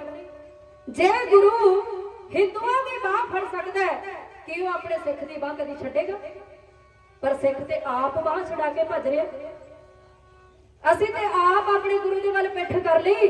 ਅਸੀਂ ਆਪ ਜਾਣੇ ਭੇਖੀਆਂ ਪਖੰਡੀਆਂ ਦੇ ਕੋਲ ਗੁਰੂ ਦਰਬਾਰ ਦੇ ਵਿੱਚ ਨਹੀਂ ਆਉਂਦੇ। ਅਸੀਂ ਜਦੋਂ ਜਾਂਦੇ ਆ ਨਾ, ਅਸੀਂ ਭੇਖੀਆਂ ਪਖੰਡੀਆਂ ਦੇ ਕੋਲ ਜਾਂਦੇ, ਉਹਨਾਂ ਦੇ ਸਾਹਮਣੇ ਜਾ ਕੇ ਨੱਕ ਰਗੜਦੇ ਆ, ਜੇ ਸਾਨੂੰ ਆਹ ਚੀਜ਼ ਨਹੀਂ ਮਿਲ ਰਹੀ। ਮੰਨਦੇ ਆ ਦੁਨਿਆਵੀ ਇਨਸਾਨ ਆ, ਸਾਡੀ ਦੁਨਿਆਵੀ ਜ਼ਰੂਰਤਾਂ ਨੇ, ਉਹ ਜ਼ਰੂਰਤਾਂ ਦੀ ਪੂਰਤੀ ਵੀ ਸਾਡੇ ਲਈ ਜ਼ਰੂਰੀ ਹੈ। ਪਰ ਹਰ ਇੱਕ ਚੀਜ਼ ਇਸ ਦਰ ਤੋਂ ਮਿਲਦੀ ਹੈ। ਸਾਡੀ ਨੀਅਤ ਹੋਣੀ ਚਾਹੀਦੀ ਹੈ। ਕਿਸੇ ਉਰਦੂ ਦੇ ਵਿਦਵਾਨ ਨੇ ਬਾਖੂਬ ਲਿਖਿਆ, वो कहता खुदा मंजूर करता है दुआ जब दिल से होती है, मगर मुश्किल तो यह है कि बड़ी मुश्किल से होती है। अरदास बेनती भावना कभी खाली नहीं जाती। पर मेरी भैनों, जदों भी किसी चीज की जरूरत महसूस होवे ना, ਇਸ ਦਰ ਤੇ ਆ ਕੇ ਅਰਦਾਸ ਕਰਿਓ, ਪਰ ਅਰਦਾਸ ਮਨ ਚਿੱਤ ਲਾ ਕੇ ਕਰਿਓ। ਅਰਦਾਸ ਦੇ ਵਿੱਚ ਭਲਾ ਮੰਗਿਓ, ਕਿਸੇ ਦਾ ਬੁਰਾ ਨਾ ਮੰਗਿਓ। ਉਹ ਅਰਦਾਸ ਇਸ ਦਰ ਤੋਂ ਕਦੀ ਖਾਲੀ ਨਹੀਂ ਜਾਂਦੀ। ਛੱਡ ਦਿਓ ਭੇਖੀਆਂ ਪਖੰਡੀਆਂ ਨੂੰ, ਜੋ ਮਿਲਣਾ ਇਸ ਦਾਤੇ ਨੇ ਦੇਣਾ ਹੈ। ਕਿਉਂਕਿ ਜਿਹੜੇ ਭੇਖੀ ਪਖੰਡੀ ਨੇ ਤੁਹਾਨੂੰ ਮਗਰ ਲਾ ਲੈਣਗੇ, ਦੇਣਾ ਕੁਝ ਨਹੀਂ, ਕਰਨਾ ਉਹਨਾਂ ਨੇ ਤੁਹਾਡੇ ਲਈ ਕੁਝ ਨਹੀਂ। ਜੇ ਕਰ ਸਕਦੇ ਨੇ ਤਾਂ ਇੱਕ ਚੀਜ਼ ਕਰ ਸਕਦੇ ਨੇ, ਤੁਹਾਡਾ ਖਜ਼ਾਨਾ ਖਾਲੀ ਕਰ ਸਕਦੇ ਨੇ, ਤੁਹਾਡੀ ਜੇਬ ਖਾਲੀ ਕਰ ਸਕਦੇ ਨੇ, ਤੁਹਾਡੇ ਕੋਲੋਂ ਪੈਸਾ ਲੈ ਸਕਦੇ ਨੇ, ਤੁਹਾਡੀ ਮਾਇਆ ਖਾਲੀ ਕਰ ਸਕਦੇ ਨੇ, ਪਰ ਦੇ ਕੁਝ ਨਹੀਂ ਸਕਦੇ। ਸੰਪੂਰਨਤਾ ਤੇ ਇੱਥੇ ਹੀ ਹੈ ਨਾ, ਹਰ ਇੱਕ ਚੀਜ਼ ਇੱਥੇ ਹੀ ਮਿਲਣੀ ਹੈ। ਫਿਰ ਭੇਖੀਆਂ ਪਖੰਡੀਆਂ ਅੱਗੇ ਜਾ ਕੇ ਕਿਉਂ ਸਿਰ ਝੁਕਾਉਣਾ। ਹੁਣ ਦੁਖੀ ਪੰਡਤ ਕਸ਼ਮੀਰ ਦੇ ਪਾਤਸ਼ਾਹ ਮਹਾਰਾਜ ਜੀ ਦੇ ਕੋਲ ਆਏ ਨੇ। ਪਾਤਸ਼ਾਹ ਨੇ ਬਾਹ ਫੜੀ, ਆਖਿਆ ਜਾ ਕੇ ਕਹਿ ਦੋ ਔਰੰਗਜ਼ੇਬ ਨੂੰ ਕਿ 9ਵੇਂ ਪਾਤਸ਼ਾਹ ਨੂੰ ਮੁਸਲਮਾਨ ਕਰ ਦੇਵੇ, ਅਸੀਂ ਸਾਰੇ ਮੁਸਲਮਾਨ ਬਣ ਜਾਵਾਂਗੇ। ਖੁਸ਼ੀ ਖੁਸ਼ੀ ਵਾਪਸ ਗਏ ਨੇ।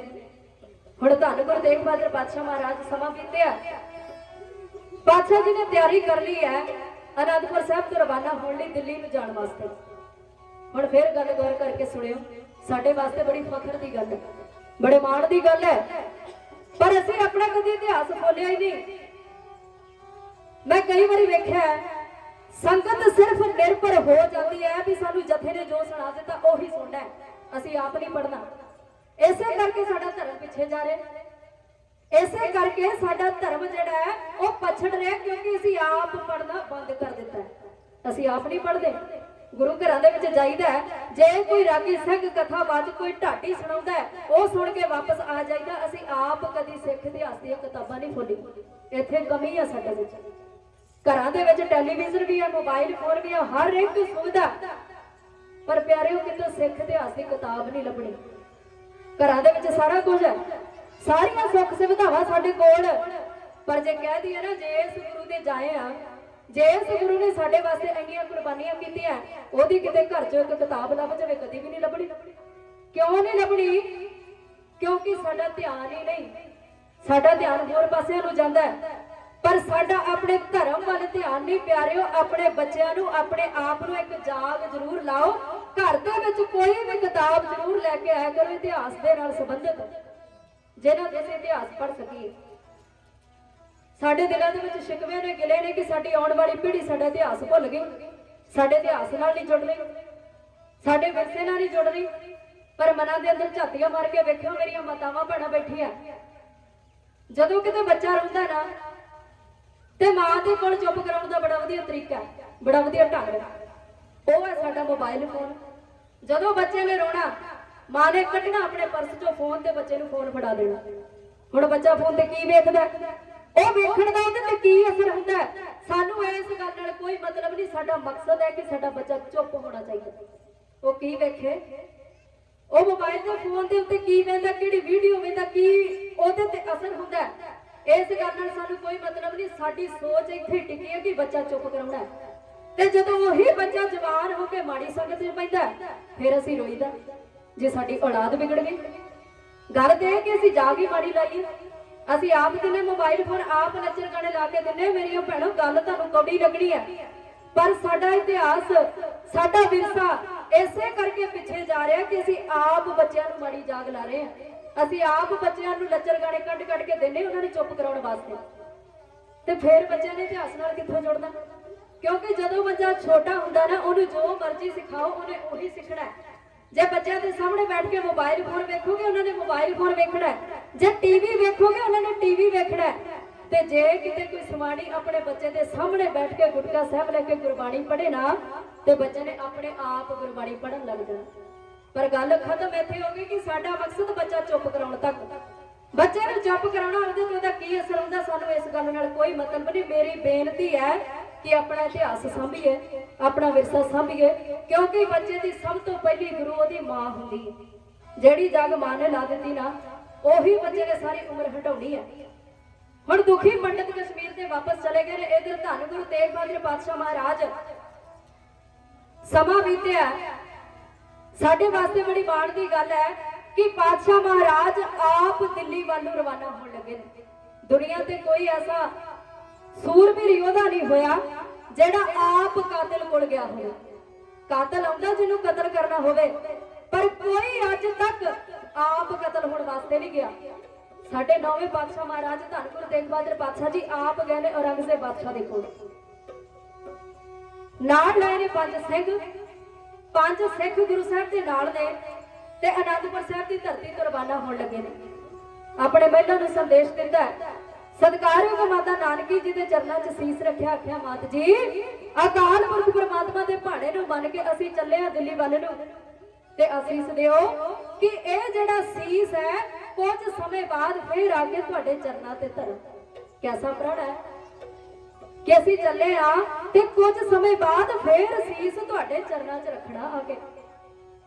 ਹੁਣ ਅਨੰਦਪੁਰ ਸਾਹਿਬ ਦੀ ਸੰਗਤ ਇਹ ਵੀ ਪਿੱਛੇ ਪਿੱਛੇ ਵੱਲ ਨੂੰ ਤੁਰ ਪਈ ਹੈ। ਗੁਰੂ ਸਾਹਿਬ ਅੱਗੇ ਜਾ ਰਹੇ ਨੇ, ਨਾਲ ਨੇ ਪੰਜ ਸਿੱਖ ਤੇ ਪਿੱਛੇ ਪਿੱਛੇ ਸੰਗਤ ਜਾ ਰਹੀ ਹੈ। ਸੰਗਤ ਦੇ ਅੱਖਾਂ ਦੇ ਵਿੱਚ ਹੰਝੂ ਨੇ।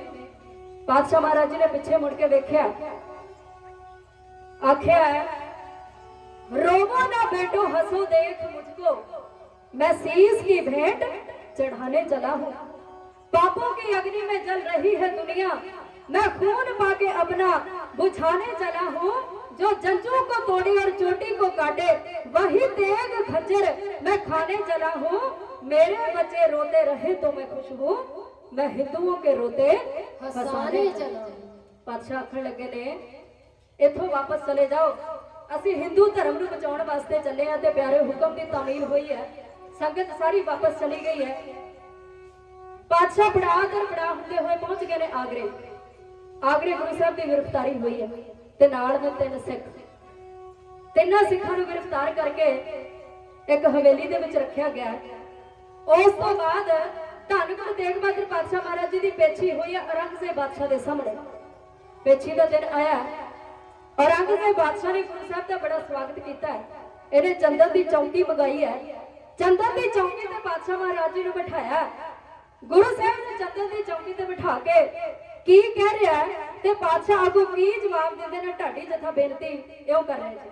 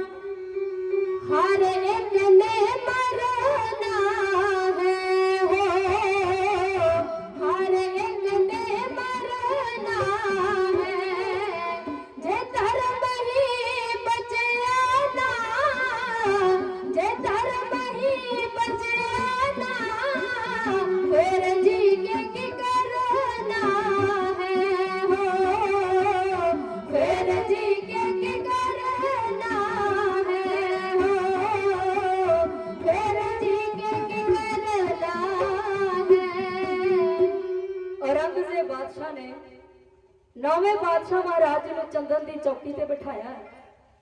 ਆਖਣ ਲੱਗਾ, ਪਾਤਸ਼ਾਹ ਇਹ ਜਿਹੜੀ ਚੌਕੀ ਹੈ ਨਾ ਮੇਰੇ ਮੁਰਸ਼ਦ ਦੀ ਚੌਕੀ ਹੈ, ਤੇ ਮੈਂ ਚਾਹੁੰਦਾ ਕਿ ਤੁਹਾਨੂੰ ਇਸਲਾਮ ਦਾ ਪੀਰ ਬਣਾ ਦਿਆਂ।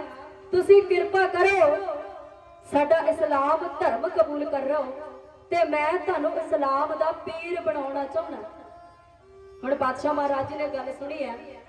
ਆਖਣ ਲੱਗੇ, ਔਰੰਗਜ਼ੇਬ ਅਸੀਂ ਆਪਣਾ ਧਰਮ ਨਹੀਂ ਛੱਡਣਾ, ਅਸੀਂ ਆਪਣੇ ਧਰਮ ਤੋਂ ਇਨਕਾਰੀ ਨਹੀਂ ਹੋ ਸਕਦੇ। ਔਰੰਗਜ਼ੇਬ ਆਖਣ ਲੱਗਾ, ਇਹ ਪਾਤਸ਼ਾਹ ਨਾ ਤੇ ਤਿਲਕ ਲਾਉਂਦੇ ਹੋ, ਨਾ ਜੰਜੂ ਪਾਉਂਦੇ ਹੋ, ਨਾ ਬੋਦੀ ਰੱਖਦੇ ਹੋ, ਨਾ ਧੋਤੀ ਲਾਉਂਦੇ ਹੋ, ਫੇਰ ਕਿਸੇ ਗੈਰ ਮਜ਼ਹਬ ਦੀ ਖਾਤਰ ਆਪਣੀ ਜਾਨ ਖਤਰੇ 'ਚ ਕਿਉਂ ਪਾਉਂਦੇ ਹੋ? ਪਾਤਸ਼ਾਹ ਆਖਣ ਲੱਗੇ ਨੇ, ਔਰੰਗਜ਼ੇਬ ਗੱਲ ਤਿਲਕ ਲਾਉਣ ਦੀ ਨਹੀਂ, ਗੱਲ ਜੰਜੂ ਪਾਉਣ ਦੀ ਨਹੀਂ, ਗੱਲ ਬੋਦੀ ਰੱਖਣ ਦੀ ਵੀ ਨਹੀਂ। ਗੱਲ ਇਹ ਹੈ ਕਿ ਸਿੱਖ ਧਰਮ ਕਮਜ਼ੋਰ ਦੀ ਬਾਹ ਫੜਦਾ ਹੈ, ਹਿੰਦੂ ਧਰਮ ਕਮਜ਼ੋਰ ਹੈ। ਇਸ ਵਕਤ ਤੇਰੇ ਸਾਹਮਣੇ ਕਸ਼ਮੀਰ ਦੇ ਪੰਡਤ ਕਮਜ਼ੋਰ ਨੇ, ਉਹਨਾਂ ਦੀ ਬਾਹ ਫੜਨ ਵਾਲਾ ਕੋਈ ਨਹੀਂ। ਤੇ ਸਾਡੇ ਧਰਮ ਦਾ ਅਸੂਲ ਹੈ ਕਿ ਜੇ ਕਿਤੇ ਕੋਈ ਕਮਜ਼ੋਰ ਨਜ਼ਰੀ ਆਵੇ ਨਾ ਤੇ ਅਸੀਂ ਆਪਣਾ ਆਪ ਵਾਰ ਕੇ ਵੀ ਉਹਦੀ ਰੱਖਿਆ ਕਰੀਦੀ ਹੈ। ਤੇ ਯਾਦ ਰੱਖ, ਜੇ ਤੇਰੀ ਜਗ੍ਹਾ ਕੋਈ ਹਿੰਦੂ ਬਾਦਸ਼ਾਹ ਹੁੰਦਾ ਨਾ ਤੇ ਉਹ ਧੱਕੇ ਦੇ ਨਾਲ ਹਿੰਦੂਆਂ ਨੂੰ ਮੁਸਲਮਾਨ ਬਣਾਉਂਦਾ, ਤੇ ਯਾਦ ਰੱਖ ਅਸੀਂ ਤੇਰੇ ਵੱਲ ਵੀ ਹੋ ਜਾਣਾ। ਪਰ ਗੱਲ ਇਹ ਹੈ, ਜਿੱਥੇ ਕਮਜ਼ੋਰੀ ਹੈ ਅਸੀਂ ਉੱਥੇ ਖੜ ਜਾਈਦਾ, ਉੱਥੇ ਖਲੋ ਜਾਈਦਾ। ਔਰੰਗਜ਼ੇਬ ਆਖਣ ਲੱਗਾ, ਇਹ ਬਾਦਸ਼ਾਹ ਮੈਂ ਸੁਣਿਆ ਤੁਹਾਡੇ ਹਜ਼ਰਤ ਨਾਨਕ ਦੇਵ ਉਹਨਾਂ ਨੇ ਜੰਜੂ ਪਾਉਣ ਤੋਂ ਇਨਕਾਰ ਕਰ ਦਿੱਤਾ ਸੀ, ਤੇ ਅੱਜ ਤੁਸੀਂ ਉਹੀ ਜੰਜੂ ਦੀ ਖਾਤਰ ਆਪਣੇ ਆਪ ਨੂੰ ਦੁੱਖਾਂ ਦੇ ਵਿੱਚ ਪਾ ਲਿਆ, ਆਪਣੇ ਆਪ ਨੂੰ ਜ਼ੋਖਮ ਦੇ ਵਿੱਚ ਪਾ ਲਿਆ। ਬਾਦਸ਼ਾਹ ਆਖਣ ਲੱਗੇ ਨੇ, ਜੰਜੂ ਪਾਉਣ ਤੋਂ ਇਨਕਾਰੀ ਜ਼ਰੂਰ ਹੋਏ ਸਾਂ, ਪਰ ਅੱਜ ਜੇ ਜੰਜੂ ਲਿਥ ਰਿਹਾ ਅਸੀਂ ਫੇਰ ਵੀ ਉਹਨਾਂ ਦੇ ਵੱਲ ਆ, ਕਿਉਂਕਿ ਨਾ ਤੇ ਅਸੀਂ ਧੱਕੇ ਦੇ ਨਾਲ ਜੰਜੂ ਪਵਾਇਆ ਤੇ ਨਾ ਹੁਣ ਅਸੀਂ ਧੱਕੇ ਦੇ ਨਾਲ ਜੰਜੂ ਲਾਉਣ ਦੇਣਾ। ਕਿੱਡੀ ਲਾਸਾਨੀ ਕੁਰਬਾਨੀ ਹੈ, ਕੈਸਾ ਹੌਸਲਾ ਹੈ, ਕੈਸੀ ਦਿਲ ਦੀ ਭਾਵਨਾ ਹੈ ਕਿ ਬਾਦਸ਼ਾਹ ਮਹਾਰਾਜ ਕਿਸੇ ਗੈਰ ਮਜ਼ਹਬ ਦੀ ਖਾਤਰ ਆਪਣੇ ਆਪ ਨੂੰ ਜ਼ੋਖਮ ਦੇ ਵਿੱਚ ਪਾ ਲਿਆ। ਪਹਿਲੇ ਜਾਮੇ ਦੇ ਵਿੱਚ ਜੰਜੂ ਲੱਥਣ ਨਹੀਂ ਦਿੱਤਾ, ਜੰਜੂ ਪਾਉਣ ਨਹੀਂ ਦਿੱਤਾ, ਤੇ ਨੌਵੇਂ ਜਾਮੇ ਦੇ ਵਿੱਚ ਜੰਜੂ ਲਾਉਣ ਨਹੀਂ ਦਿੱਤਾ। ਬਾਦਸ਼ਾਹ ਆਖਣ ਲੱਗੇ ਨੇ, ਇਹ ਔਰੰਗਜ਼ੇਬ ਅਸੀਂ ਧੱਕੇ ਦੇ ਨਾਲ ਕਿਸੇ ਦਾ ਜੰਜੂ ਉਤਾਰਨ ਨਹੀਂ ਦੇਣਾ। ਹਾਂ ਕੋਈ ਆਪਣੀ ਮਰਜ਼ੀ ਦੇ ਨਾਲ ਮੁਸਲਮਾਨ ਹੁੰਦਾ ਬੇਸ਼ੱਕ ਹੋ ਜਾਵੇ, ਪਰ ਜੇ ਤੂੰ ਤਸ਼ੱਦਦ ਕਰਕੇ ਕਿਸੇ ਨੂੰ ਮੁਸਲਮਾਨ ਬਣਾਵੇਂ ਤੇ ਇਹ ਕੰਮ ਅਸੀਂ ਹੋਣ ਨਹੀਂ ਦਿੰਦੇ। ਹੁਣ ਔਰੰਗਜ਼ੇਬ ਨੇ ਜਦੋਂ ਇੰਨੀ ਗੱਲ ਸੁਣੀ ਹੈ, ਇਨਕਾਰ ਸੁਣਨ ਦਾ ਆਦੀ ਨਹੀਂ ਸੀ, ਗੁੱਸੇ ਦੇ ਵਿੱਚ ਬੌਖਲਾ ਉੱਠਿਆ। ਇਹਨੇ ਇੱਕ ਪਿੰਜਰਾ ਮੰਗਵਾਇਆ, ਹੁਕਮ ਕੀਤਾ ਕਿ ਬਾਦਸ਼ਾਹ ਨੂੰ ਉਸ ਪਿੰਜਰੇ ਦੇ ਵਿੱਚ ਕੈਦ ਕੀਤਾ ਜਾਵੇ। ਗੁਰੂ ਸਾਹਿਬ ਨੂੰ ਪਿੰਜਰੇ 'ਚ ਕੈਦ ਕਰ ਦਿੱਤਾ। ਪਿੰਜਰਾ ਜਿਹੜਾ ਹੈ ਉਹਦੇ ਵਿੱਚ ਇਨਸਾਨ ਬੈਠ ਤੇ ਸਕਦਾ ਹੈ, ਪਰ ਖਲੋਇਆ ਨਹੀਂ ਜਾ ਸਕਦਾ, ਖੜਾ ਨਹੀਂ ਹੋ ਸਕਦਾ। ਜੇ ਖਲੋਣਾ ਵੀ ਹੈ ਤੇ ਕੁੱਬਾ ਹੋ ਕੇ ਖੜਾ ਹੋ ਸਕਦਾ ਹੈ। ਤੇ ਬਾਦਸ਼ਾਹ ਮਹਾਰਾਜ ਨੂੰ ਉਸ ਪਿੰਜਰੇ ਦੇ ਵਿੱਚ ਕੈਦ ਕੀਤਾ। ਹੁਣ ਜਦੋਂ ਕੈਦ ਕੀਤਾ ਗਿਆ ਤੇ ਨਾਲ ਗਏ ਨੇ ਜਿਹੜੇ ਸਿੱਖ, ਭਾਈ ਮਤੀ ਦਾਸ ਜੀ, ਭਾਈ ਦਿਆਲਾ ਜੀ, ਭਾਈ ਸਤੀ ਰਾਮ ਜੀ।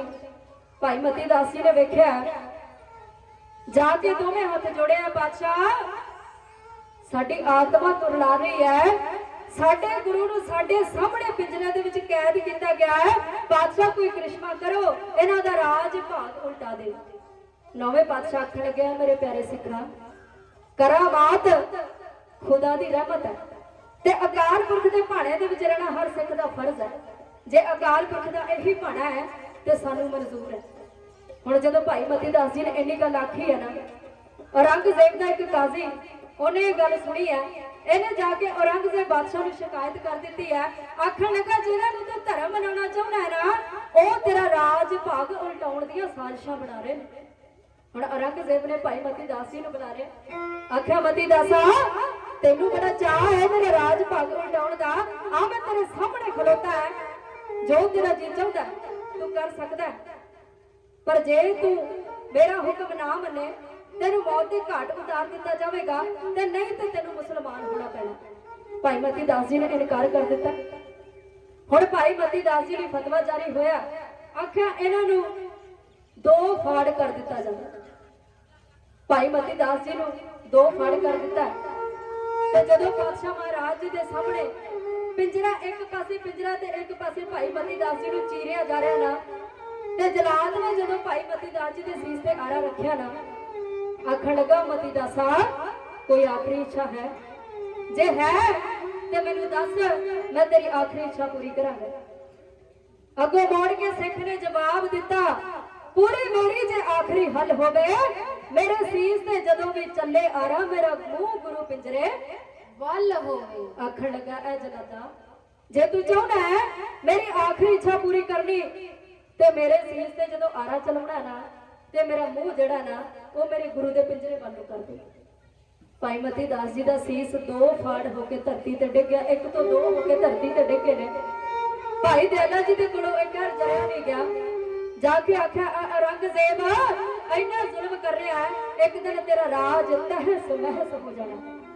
ਭਾਈ ਦਿਆਲਾ ਜੀ ਨੇ ਇੰਨੀ ਗੱਲ ਆਖੀ ਹੈ, ਭਾਈ ਦਿਆਲਾ ਜੀ ਨੂੰ ਵੀ ਇਹਨੇ ਦੇਗ ਦੇ ਵਿੱਚ ਉਬਾਲ ਕੇ ਸ਼ਹੀਦ ਕਰ ਦਿੱਤਾ। ਉਸ ਤੋਂ ਬਾਅਦ ਭਾਈ ਸਤੀ ਰਾਮ ਜੀ ਨੂੰ ਵੀ ਰੂਹ ਦੇ ਵਿੱਚ ਲਪੇਟ ਕੇ ਸ਼ਹੀਦ ਕਰ ਦਿੱਤਾ ਗਿਆ। ਤਿੰਨ ਸਿੱਖ ਸ਼ਹਾਦਤ ਦੇ ਜਾਮ ਪੀ ਗਏ ਨੇ। ਹੁਣ ਗੁਰੂ ਤੇਗ ਬਹਾਦਰ ਪਾਤਸ਼ਾਹ ਮਹਾਰਾਜ ਪਿੰਜਰੇ ਦੇ ਵਿੱਚ ਕੈਦ ਨੇ,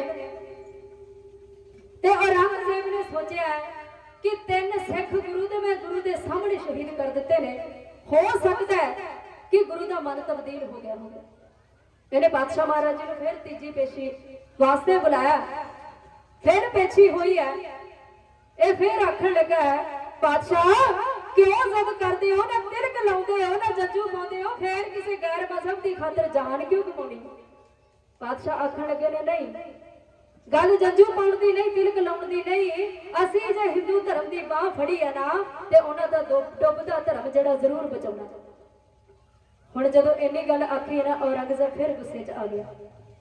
ਹੁਣ ਕਚਹਿਰੀ ਲੱਗੀ ਹੋਈ ਹੈ, ਕਚਹਿਰੀ ਦੇ ਵਿੱਚ ਗੱਲਬਾਤ ਚੱਲ ਰਹੀ ਹੈ, ਤੇ ਔਰੰਗਜ਼ੇਬ ਦਾ ਇੱਕ ਕਾਜ਼ੀ ਹੈ, ਉਹ ਦੂਰੇ ਪਾਤਸ਼ਾਹ ਨੂੰ ਤਲਵਾਰ ਦਿਖਾ ਕੇ ਡਰਾ ਰਿਹਾ। ਤਲਵਾਰ ਦਿਖਾਉਂਦਾ ਹੈ ਪਾਤਸ਼ਾਹ ਮਹਾਰਾਜ ਜੀ ਨੂੰ ਡਰਾਉਣ ਦੇ ਵਾਸਤੇ।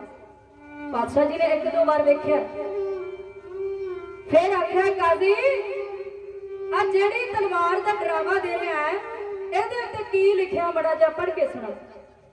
ਕਾਜ਼ੀ ਆਖਣ ਲੱਗਾ ਹੁਣੇ ਪੜ੍ਹ ਕੇ ਸੁਣਾ ਦੇਣਾ।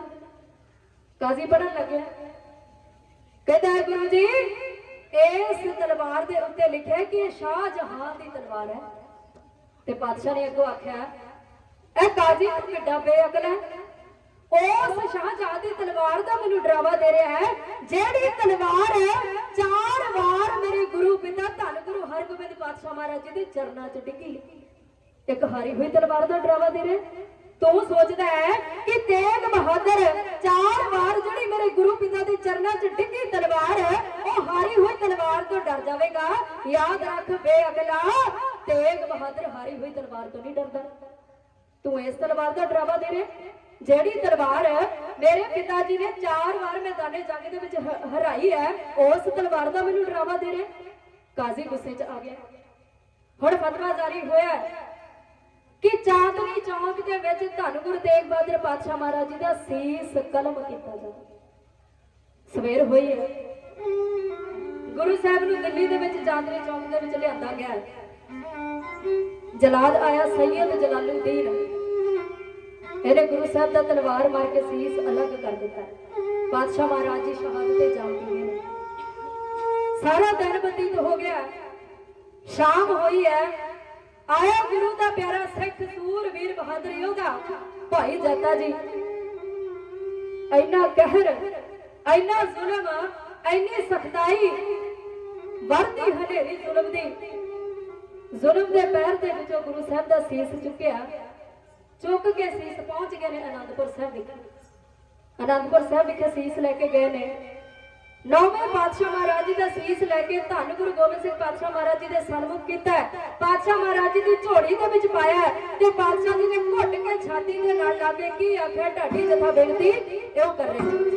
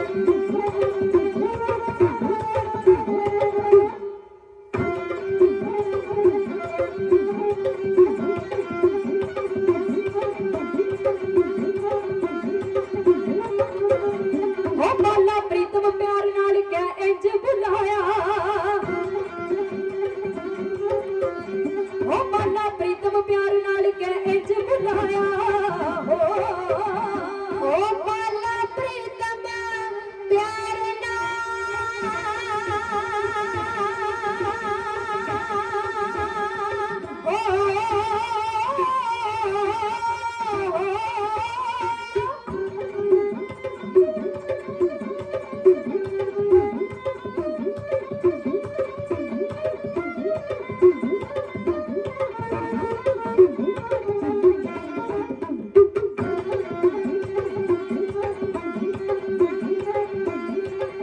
ओ पाला प्रीतम प्यार नाल के इंज बुलाया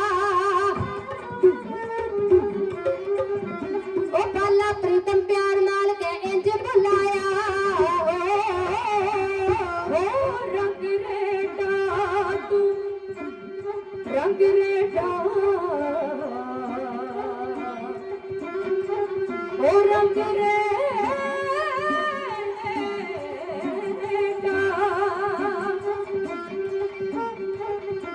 हो कदे पड़ गया नी कमाए सिगले हो सी राजा दिखने पूरी जमे आने वालियां नस्लां ने पुछना हो केड़ी कौम ने किन्ने मनसूर जमे हो कमाई जगते जो दिया ने कमाई जगते जो दिया ने ओ जड़ी कौम नू मरन दा झट पैजे अंत पैदा मुल कुर्बानियां दा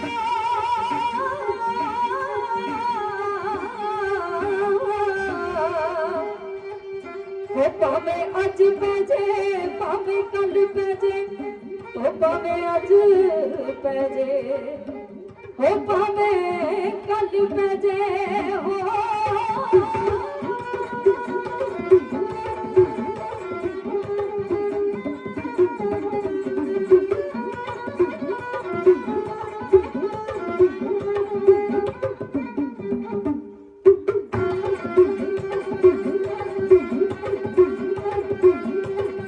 वो रंग रेटा तू गुरु का बेटा बन के आया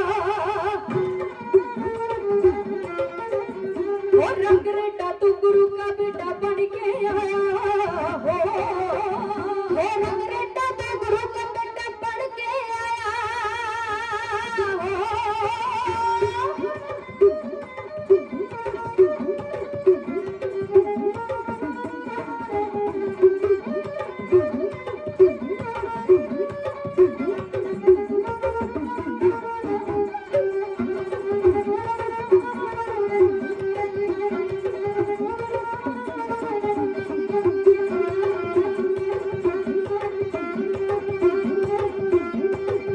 ओ रंग रेटा तू गुरु का बेटा बन के आया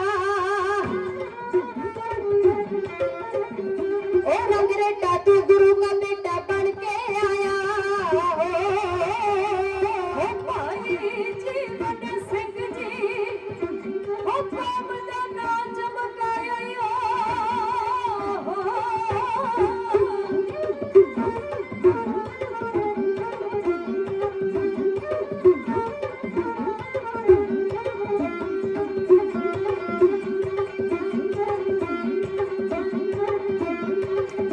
हो भाई जीवन सिंह कौम दा नाम चमकाया हो भाई जीवन सिंह कौम दा नाम चमकाया हो ओ भाई जीवन सिंह जी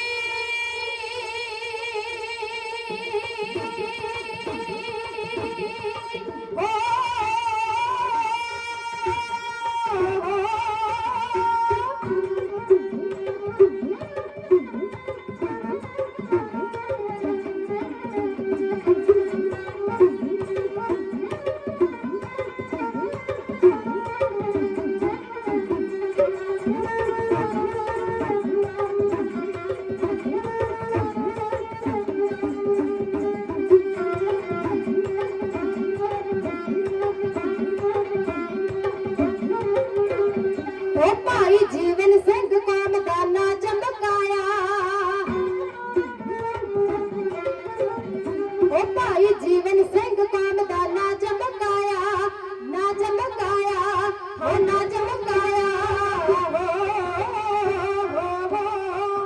ਧੰਨ ਕਲਗੀਆਂ ਵਾਲੇ ਪਾਤਸ਼ਾਹ ਮਹਾਰਾਜ ਜੀ ਨੇ ਛਾਤੀ ਦੇ ਨਾਲ ਲਾਇਆ ਭਾਈ ਜੱਦਾ ਜੀ ਨੂੰ, ਘੁੱਟ ਕੇ ਛਾਤੀ ਦੇ ਨਾਲ ਲਾ ਕੇ ਆਖਿਆ, ਰੰਗ ਰੇਟਾ ਗੁਰੂ ਦਾ ਬੇਟਾ।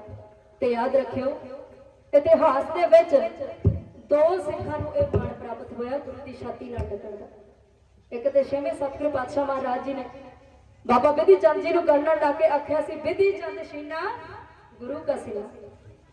ਤੇ ਫਿਰ 10ਵੇਂ ਪਾਤਸ਼ਾਹ ਮਹਾਰਾਜ ਜੀ ਨੇ ਭਾਈ ਜੱਦਾ ਜੀ ਨੂੰ ਛਾਤੀ ਦੇ ਨਾਲ ਲਾ ਕੇ ਆਖਿਆ, ਰੰਗ ਰੇਟਾ ਗੁਰੂ ਕਾ ਬੇਟਾ।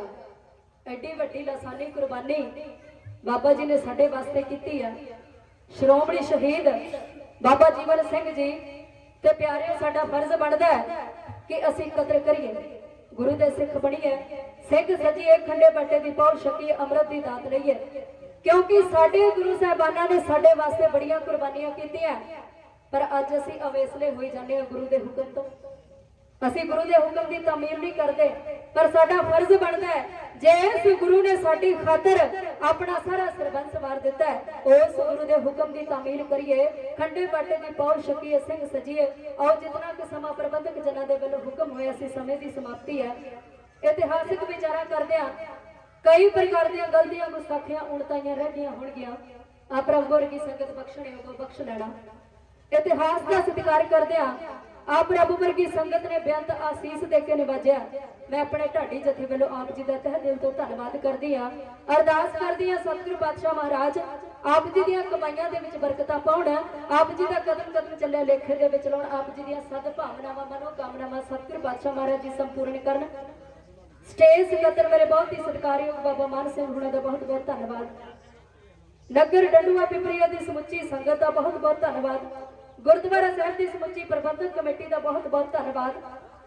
ਮੇਰੇ ਸਤਿਕਾਰਯੋਗ ਮੇਰੇ ਮਾਮਾ ਜੀ ਬਲਜਿੰਦਰ ਸਿੰਘ ਜੀ, ਜਿਨ੍ਹਾਂ ਦੀ ਬਦੌਲਤ ਆਪ ਰੱਬ ਵਰਗੀ ਸੰਗਤ ਦੇ ਦਰਸ਼ਨ ਦੀਦਾਰੇ ਹੋਏ ਨੇ, ਉਹਨਾਂ ਦਾ ਬਹੁਤ ਬਹੁਤ ਧੰਨਵਾਦ।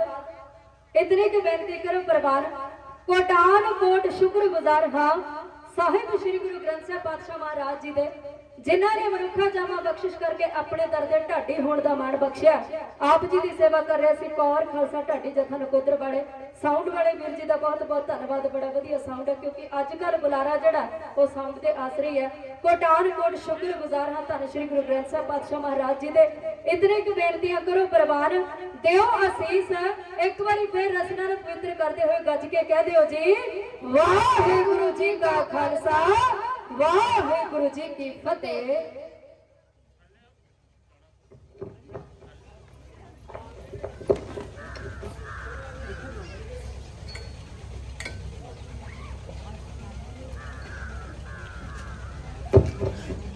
ਵਾਹਿਗੁਰੂ ਜੀ ਕਾ ਖਾਲਸਾ ਵਾਹਿਗੁਰੂ ਜੀ ਕੀ ਫਤਿਹ।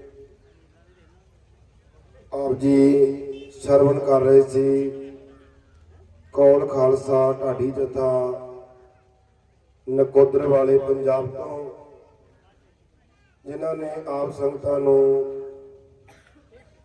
ਬਹੁਤ ਹੀ ਪਿਆਰ ਸਤਿਕਾਰ ਦੇ ਨਾਲ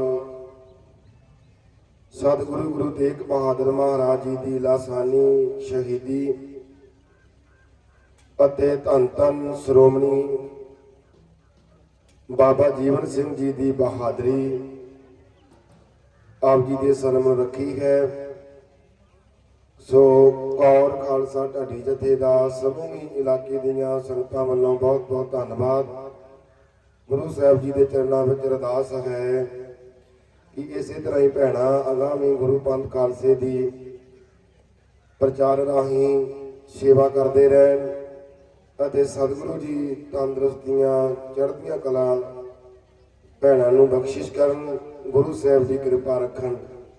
ਸੋ ਆਓ ਸਾਧ ਸੰਗਤ ਜੀ, ਅੱਜ ਆਪਾਂ ਸਾਰੇ ਹੀ ਦੂਰੋਂ ਨੇੜਿਓਂ ਚੱਲ ਕੇ ਬਾਬਾ ਜੀਵਨ ਸਿੰਘ ਜੀ ਨੂੰ ਸ਼ਰਧਾ ਦੇ ਫੁੱਲ ਭੇਟ ਕਰਨ ਵਾਸਤੇ ਆਏ ਹਾਂ।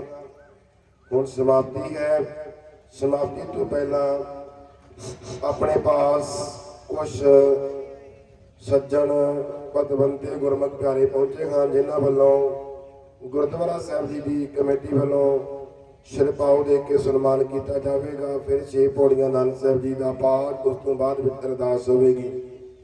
ਸੋ ਸਭ ਤੋਂ ਪਹਿਲਾਂ ਮੈਂ ਬੇਨਤੀ ਕਰਾਂ ਭਾਈ ਗੁਲਾਬ ਸਿੰਘ ਜੀ, ਜਿਹੜੇ ਕਿ ਹਰ ਵਕਤ ਆਪ ਇਲਾਕੇ ਦੀ ਸੰਗਤ ਨਾਲ ਮੋਢੇ ਨਾਲ ਮੋਢਾ ਦੇ ਕੇ ਖੜੇ ਰਹਿੰਦੇ ਹਨ। ਸੋ ਇਸ ਵਾਰ ਪੰਥ ਨੇ ਉਹਨਾਂ ਉੱਤੇ ਬਹੁਤ ਵੱਡੀ ਸੇਵਾ ਬਖਸ਼ੀ ਹੈ, ਜੋ ਕਿ ਗੁਰਦੁਆਰਾ ਸ੍ਰੀ ਨਾਨਕ ਮਾਤਾ ਸਾਹਿਬ, ਜੋ ਕਿ 5 ਸਾਲ ਬਾਅਦ ਉੱਥੋਂ ਦੀ ਕਮੇਟੀ ਦੁਬਾਰਾ ਬਦਲੀ ਜਾਂਦੀ ਹੈ। ਸੋ 10 ਤਰੀਕ ਨੂੰ 10 ਮਾਰਚ ਨੂੰ ਕਮੇਟੀ ਦਾ ਸਮਾਂ ਪੂਰਾ ਹੋ ਜਾਣਾ ਹੈ। ਸੋ ਕਮੇਟੀ ਬਣਨ ਵਾਸਤੇ ਉੱਥੇ ਇਲੈਕਸ਼ਨ ਹੋਣਾ ਹੈ, ਵੋਟਾਂ ਪਾਈਆਂ ਜਾਣੀਆਂ ਨੇ। ਜਿਵੇਂ ਕਿ ਪਿਛਲੀ ਵਾਰ ਵੀ 5 ਸਾਲ ਪਹਿਲਾਂ ਸਾਰੇ ਹੀ ਗੁਰਦੁਆਰੇ ਸਾਹਿਬ ਨਾਨਕ ਮਾਤਾ ਸਾਹਿਬ ਜੀ ਦੇ ਰਜਿਸਟਰ ਕੀਤੇ ਗਏ ਸਨ, ਡੈਲੀਗੇਟ ਬਣਾਏ ਗਏ। ਫਿਰ ਆਪ ਡੈਲੀਗੇਟਾਂ ਦੀਆਂ ਵੋਟਾਂ ਦੇ ਨਾਲ ਨਾਨਕ ਮਾਤਾ ਸਾਹਿਬ ਜੀ ਦੀ ਕਮੇਟੀ ਦੇ 27 ਮੈਂਬਰ ਚੁਣੇ ਗਏ ਅਤੇ ਉਹਨਾਂ 27 ਮੈਂਬਰਾਂ ਦੇ ਹੀ ਦਾਇਰੇ ਵਿੱਚ ਫਿਰ ਨਾਨਕ ਮਾਤਾ ਸਾਹਿਬ ਜੀ ਦਾ ਸਾਰਾ ਪ੍ਰਬੰਧ ਚੱਲਦਾ ਰਿਹਾ। ਸੋ ਇਸ ਵਾਰ ਪੂਰਨਪੁਰ ਤਹਿਸੀਲ ਦੇ ਵਿੱਚੋਂ ਉੱਤਰੀ ਤੇ ਪੱਛਮੀ 2 ਮੈਂਬਰ ਜਾਣੇ ਹਨ। ਸੋ ਇਲਾਕੇ ਦੀਆਂ ਸੰਗਤਾਂ ਨੇ ਭਾਈ ਗੁਲਾਬ ਸਿੰਘ ਜੀ ਦੇ ਮੋਢਿਆਂ ਤੇ ਇਹ ਪੰਡ ਪਾਈ ਹੈ। ਸੋ ਆਪ ਸਾਰੀਆਂ ਸੰਗਤਾਂ ਨੂੰ ਬੇਨਤੀ ਹੈ, ਭਾਈ ਆਪ ਸਾਰੀਆਂ ਸੰਗਤਾਂ ਨੇ ਇਹਨਾਂ ਦਾ ਪੂਰਾ ਸਹਿਯੋਗ ਦੇਣਾ ਹੈ। ਇਹਨਾਂ ਦੇ ਨਾਲ ਆਪ ਜੀ ਨੇ ਮੋਢੇ ਦੇ ਨਾਲ ਮੋਢਾ ਦੇ ਕੇ ਖੜੇ ਹੋਣਾ ਹੈ। ਸੋ ਨਾਲ ਹੀ ਭਾਈ ਗੁਲਾਬ ਸਿੰਘ ਜੀ ਨੂੰ ਬੇਨਤੀ ਹੈ ਕਿ ਆਪ ਜੀ ਨੇ ਵੀ ਜਿੰਨੇ ਵੀ ਪੂਰਨਪੁਰ ਤਹਿਸੀਲ ਦੇ ਗੁਰਦੁਆਰੇ ਸਾਹਿਬਾਨ ਹਨ, ਸਾਰੀਆਂ ਹੀ ਪ੍ਰਬੰਧਕ ਕਮੇਟੀਆਂ ਨੂੰ ਸੰਗਤਾਂ ਨੂੰ ਆਪ ਜੀ ਨੇ ਨਾਲ ਲੈ ਕੇ ਅਗਾਂਹ ਤੁਰਨਾ ਹੈ। ਸੋ ਆਓ ਬਹੁਤਾ ਸਮਾਂ ਨਾ ਲਈਏ, ਭਾਈ ਗੁਲਾਬ ਸਿੰਘ ਜੀ ਨੂੰ ਬੇਨਤੀ ਹੈ ਕਿ ਆਪ ਜੀ ਗੁਰੂ ਘਰ ਵੱਲੋਂ ਸਿਰਪਾਓ ਪ੍ਰਾਪਤ ਕਰ ਲੈਣ ਅਤੇ ਇਹਨਾਂ ਤੋਂ ਬਾਅਦ ਭਾਈ ਗੁਲਜ਼ਾਰ ਸਿੰਘ ਜੀ ਆਪ ਜੀ ਵੀ ਸਿਰਪਾਓ ਪ੍ਰਾਪਤ ਕਰ ਲਓ। ਭਾਈ ਜੀਤ ਸਿੰਘ ਜੀ ਆਪ ਜੀ ਵੀ ਸਿਰਪਾਓ ਪ੍ਰਾਪਤ। ਸਤਿ ਸ੍ਰੀ ਅਕਾਲ। ਭਾਈ ਜੀਤ ਸਿੰਘ ਜੀ ਆਪ ਜੀ ਵੀ ਸਿਰਪਾਓ ਪ੍ਰਾਪਤ ਕਰ ਲੈਣ। ਭਾਈ ਗਗਨ ਸਿੰਘ ਜੀ ਆਪ ਜੀ ਵੀ ਸਿਰਪਾਓ ਪ੍ਰਾਪਤ ਕਰ ਲੈਣ। ਭਾਈ ਮੇਜਰ ਸਿੰਘ ਜੀ, ਸੰਗਤਾਂ ਨੂੰ ਬੇਨਤੀ ਹੈ ਕਿ ਜਿਨ੍ਹਾਂ ਦੇ ਨਾਂ ਅਨਾਉਂਸ ਹੋ ਰਹੇ ਨੇ, ਆਪ ਜੀ ਹੱਲੇ ਦੇ ਨਾਲ ਗੁਰੂ ਸਾਹਿਬ ਜੀ ਦੀ ਪਾਵਨ ਹਜ਼ੂਰੀ ਵਿੱਚ ਪਹੁੰਚ ਕੇ ਸਿਰਪਾਓ ਪ੍ਰਾਪਤ ਕਰ ਲਓ। ਭਾਈ ਮੇਜਰ ਸਿੰਘ ਆਪ ਜੀ ਵੀ ਸਿਰਪਾਓ ਪ੍ਰਾਪਤ ਕਰ ਲੈਣ।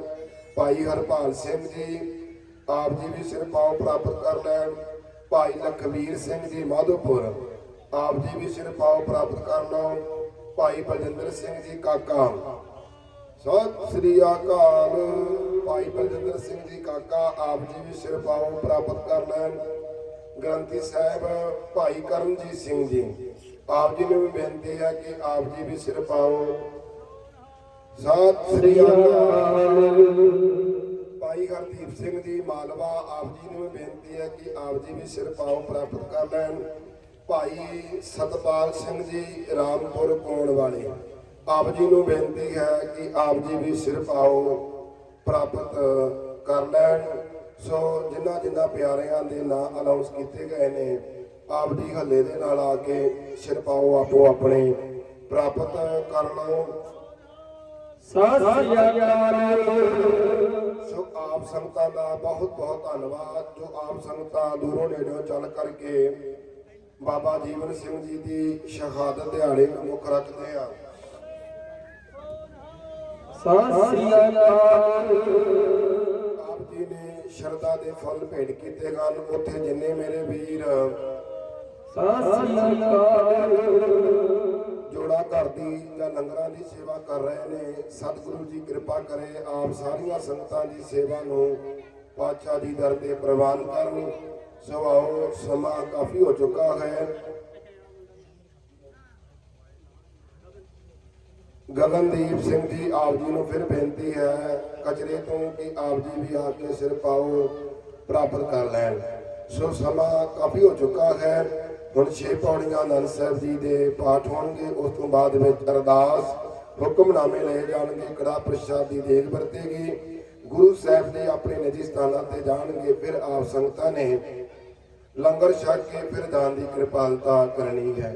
ਸੋ ਦਾਸ ਵੱਲੋਂ ਆਪ ਸੰਗਤ ਨੂੰ ਬੇਨਤੀ ਹੈ ਕਿ ਆਪ ਸੰਗਤਾਂ ਦੇ ਸਹਿਯੋਗ ਦੇ ਨਾਲ ਹਰ ਸਾਲ ਗੁਰਦੁਆਰਾ ਦੁੱਖ ਨਿਵਾਰਨ ਪਾਤਸ਼ਾਹੀ ਦਸਵੀਂ ਬੌਂਠਾ ਗੁੰਝਈ, ਜੋ ਕਿ ਧੰਨ ਧੰਨ ਬ੍ਰਹਮ ਗਿਆਨੀ ਬਾਬਾ ਬੁੱਢਾ ਸਾਹਿਬ ਅਤੇ ਧੰਨ ਧੰਨ ਬ੍ਰਹਮ ਗਿਆਨੀ ਬਾਬਾ ਦੀਪ ਸਿੰਘ ਜੀ ਦੇ ਪ੍ਰਕਾਸ਼ ਦਿਹਾੜੇ ਨੂੰ ਮੁੱਖ ਰੱਖਦੇ ਆ ਸਮਾਗਮ ਮਨਾਏ ਜਾਂਦੇ ਹਨ।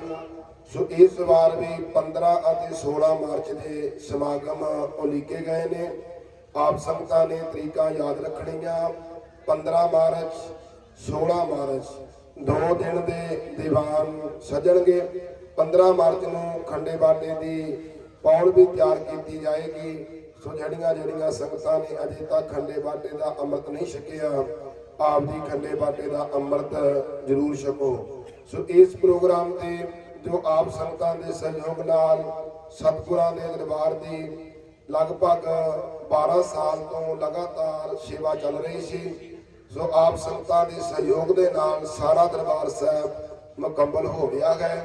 ਸੋ ਇਸ ਸਮਾਗਮ ਤੇ ਨਵੇਂ ਦਰਬਾਰ ਸਾਹਿਬ ਜੀ ਦਾ ਉਦਘਾਟਨ ਵੀ ਕੀਤਾ ਜਾਵੇਗਾ। ਦੁਬਾਰਾ ਫਿਰ ਬੇਨਤੀ ਕਰ ਦਈਏ, 15 16 ਮਾਰਚ ਦੇ ਸਮਾਗਮ ਹਨ। 15 ਮਾਰਚ ਨੂੰ ਖੰਡੇ ਬਾਟੇ ਦੀ ਪੌਲ ਤਿਆਰ ਹੋਵੇਗੀ। ਸੋ ਜਿਹੜੀਆਂ ਸੰਗਤਾਂ ਨੇ ਅਜੇ ਤੱਕ ਖੰਡੇ ਬਾਟੇ ਦਾ ਅੰਮ੍ਰਿਤ ਨਹੀਂ ਛਕਿਆ, ਆਪ ਦੀ ਖੰਡੇ ਬਾਟੇ ਦਾ ਅੰਮ੍ਰਿਤ ਜ਼ਰੂਰ ਛਕੋ, ਗੁਰੂ ਵਾਲੇ ਬਣੋ। ਅਤੇ ਆਪ ਸੰਗਤਾਂ ਦੇ ਸਹਿਯੋਗ ਨਾਲ ਜੋ ਲੰਬੇ ਸਮੇਂ ਤੋਂ ਦਰਬਾਰ ਸਾਹਿਬ ਜੀ ਦੀ ਸੇਵਾ ਚੱਲ ਰਹੀ ਸੀ, ਉਹ ਸਾਰੀ ਦੀ ਸਾਰੀ ਸੇਵਾ ਮੁਕੰਮਲ ਹੋ ਗਈ ਹੈ। ਸੋ ਇਸ ਸਮਾਗਮ ਤੇ ਸਤਿਗੁਰਾਂ ਦੇ ਦਰਬਾਰ ਦਾ ਉਦਘਾਟਨ ਕੀਤਾ ਜਾਏਗਾ।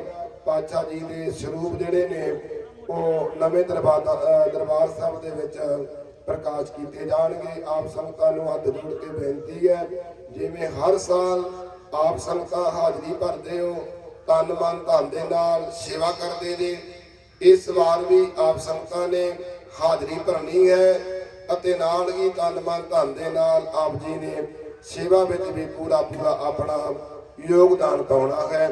ਇੰਨੀ ਬੇਨਤੀ ਪ੍ਰਵਾਨ ਕਰਨੀ, ਭੁੱਲਾਂ ਚੁੱਕਾਂ ਦੀ ਖਿਮਾ, ਸਤਿਗੁਰੂ ਜੀ ਕਿਰਪਾ ਕਰੇ।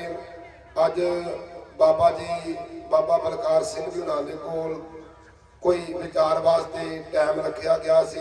5 ਵਾਰੀ ਸਵੇਰ ਦੇ ਫੋਨ ਆ ਗਏ ਨੇ, ਪਰ ਇਹ ਪ੍ਰੋਗਰਾਮ ਸੰਗਤ ਇੱਥੋਂ ਦੀ ਪਹੁੰਚੀ ਤੇ ਕਿਹਾ ਜ਼ਰੂਰ ਆਉਣਾ, ਭਾਵੇਂ ਜਿੰਨਾ ਮਰਜ਼ੀ ਕੰਮ ਕੋਈ ਜ਼ਰੂਰੀ ਹੋਵੇ। ਸੋ ਬਾਬਾ ਜੀ ਨੂੰ ਮੈਂ ਸਵੇਰ ਦਾ ਹੀ ਕਿ ਹੁਣ ਆ ਗਏ। ਹੁਣ ਮੈਂ ਦੱਸਿਆ ਕਿ ਬਾਬਾ ਜੀ ਸਮਾਪਤੀ ਹੋਣ ਵਾਲੀ ਹੈ, ਤੁਹਾਡੇ ਕੋਲ 6 ਵਜੇ ਤੱਕ ਪਹੁੰਚ ਜਾਵਾਂਗੇ। ਸੋ ਸਮਾਗਮ ਉੱਥੇ ਵੀ ਚੱਲ ਰਹੇ ਨੇ। ਆਪ ਸੰਗਤਾਂ ਜ਼ਰੂਰ ਜਿੱਥੇ ਵੀ ਸਮਾਗਮ ਹੋਣ, ਜਿੱਥੇ ਵੀ ਤੁਹਾਡੇ ਕੋਲ ਪਹੁੰਚਿਆ ਜਾਵੇ, ਸਮਾਗਮਾਂ ਵਿੱਚ ਜ਼ਰੂਰ ਹਾਜ਼ਰੀ ਭਰਿਆ ਕਰੋ। ਸਮਾਗਮ ਸਾਡੇ ਮਨ ਦੀ ਖੁਰਾਕ ਹੈ। ਜਿਵੇਂ ਤਨ ਦੀ ਖੁਰਾਕ ਭੋਜਨ ਜ਼ਰੂਰੀ ਹੈ, ਇਸੇ ਤਰ੍ਹਾਂ ਮਨ ਨੂੰ ਇਤਿਹਾਸ ਤੇ ਗੁਰੂ ਦੀ ਬਾਣੀ ਇਹ ਬਹੁਤ ਜ਼ਰੂਰੀ ਹੈ। ਮਨ ਭੁੱਖਾ ਰਹਿ ਗਿਆ ਤੇ ਸਾਰਾ ਜੀਵਨ ਹੀ ਭੁੱਖਾ ਚਲਾ ਜਾਏਗਾ। ਇਸ ਕਰਕੇ ਜਿੱਥੇ ਵੀ ਸਮਾਗਮ ਹੋਣ, ਤੁਹਾਡੀ ਪਹੁੰਚ ਤੱਕ ਜਿੱਥੇ ਤੁਸੀਂ ਪਹੁੰਚ ਸਕਦੇ ਜੇ, ਜ਼ਰੂਰ ਆਪ ਦੀ ਹਾਜ਼ਰੀਆਂ ਭਰਿਆ ਕਰੋ। ਸਮਾਗਮਾਂ ਦੇ ਵਿੱਚ ਸਾਨੂੰ ਬੜਾ ਕੁਝ ਸਿੱਖਣ ਨੂੰ ਮਿਲਦਾ ਹੈ, ਬੜਾ ਕੁਝ ਸਾਡੇ ਜੀਵਨ ਦੇ ਵਿੱਚ ਸਾਨੂੰ ਸਿੱਖਣ ਦੀਆਂ ਜਾਚਾਂ ਮਿਲਦੀਆਂ ਨੇ। ਇਤਿਹਾਸ ਸੁਣਦੇ ਆ, ਸਾਨੂੰ ਪਤਾ ਲੱਗਦਾ ਕਿ ਸਾਡੇ ਵੱਡ ਵਡੇਰਿਆਂ ਨੇ, ਸਾਡੇ ਸੂਰਬੀਰ ਬਹਾਦਰਾਂ ਨੇ ਆਪਣੇ ਜੀਵਨ ਨੂੰ ਸਫਲ ਕਰਨ ਵਾਸਤੇ ਕਿੰਨੀਆਂ ਘਾਲਣਾ ਘਾਲੀਆਂ। ਜੇਕਰ ਆਪਾਂ ਵੀ ਉਹ ਰਾਹ ਤੇ ਤੁਰ ਪਵਾਂਗੇ, ਹਕੀਕਤ ਹੈ ਕਿ ਆਪਣਾ ਵੀ ਜੀਵਨ ਜਿਹੜਾ ਹੈ ਉਹ ਸਫਲਾ ਹੋ ਜਾਵੇਗਾ। ਸੋ ਆਓ ਹੁਣ ਸਾਰੇ ਹੀ ਮਾਈ ਭਾਈ ਚੁੱਪ ਦਾ ਦਾਨ ਬਖਸ਼ਿਸ਼ ਕਰਕੇ 6 ਪੌੜੀਆਂ ਆਨੰਦ ਸਾਹਿਬ ਜੀ ਦੇ ਪਾਠ ਸਰਵਣ ਕਰੋ। ਭਾਈ ਲਖਵਿੰਦਰ ਸਿੰਘ ਜੀ ਨੂੰ ਬੇਨਤੀ ਹੈ ਕਿ ਆਪ ਜੀ ਗੁਰੂ ਘਰ ਵੱਲੋਂ ਬਖਸ਼ਿਸ਼ ਪਾਓ ਪ੍ਰਾਪਤ ਕਰ ਲੈਣ। ਵਾਹਿਗੁਰੂ ਜੀ ਕਾ ਖਾਲਸਾ, ਵਾਹਿਗੁਰੂ ਜੀ ਕੀ ਫਤਿਹ।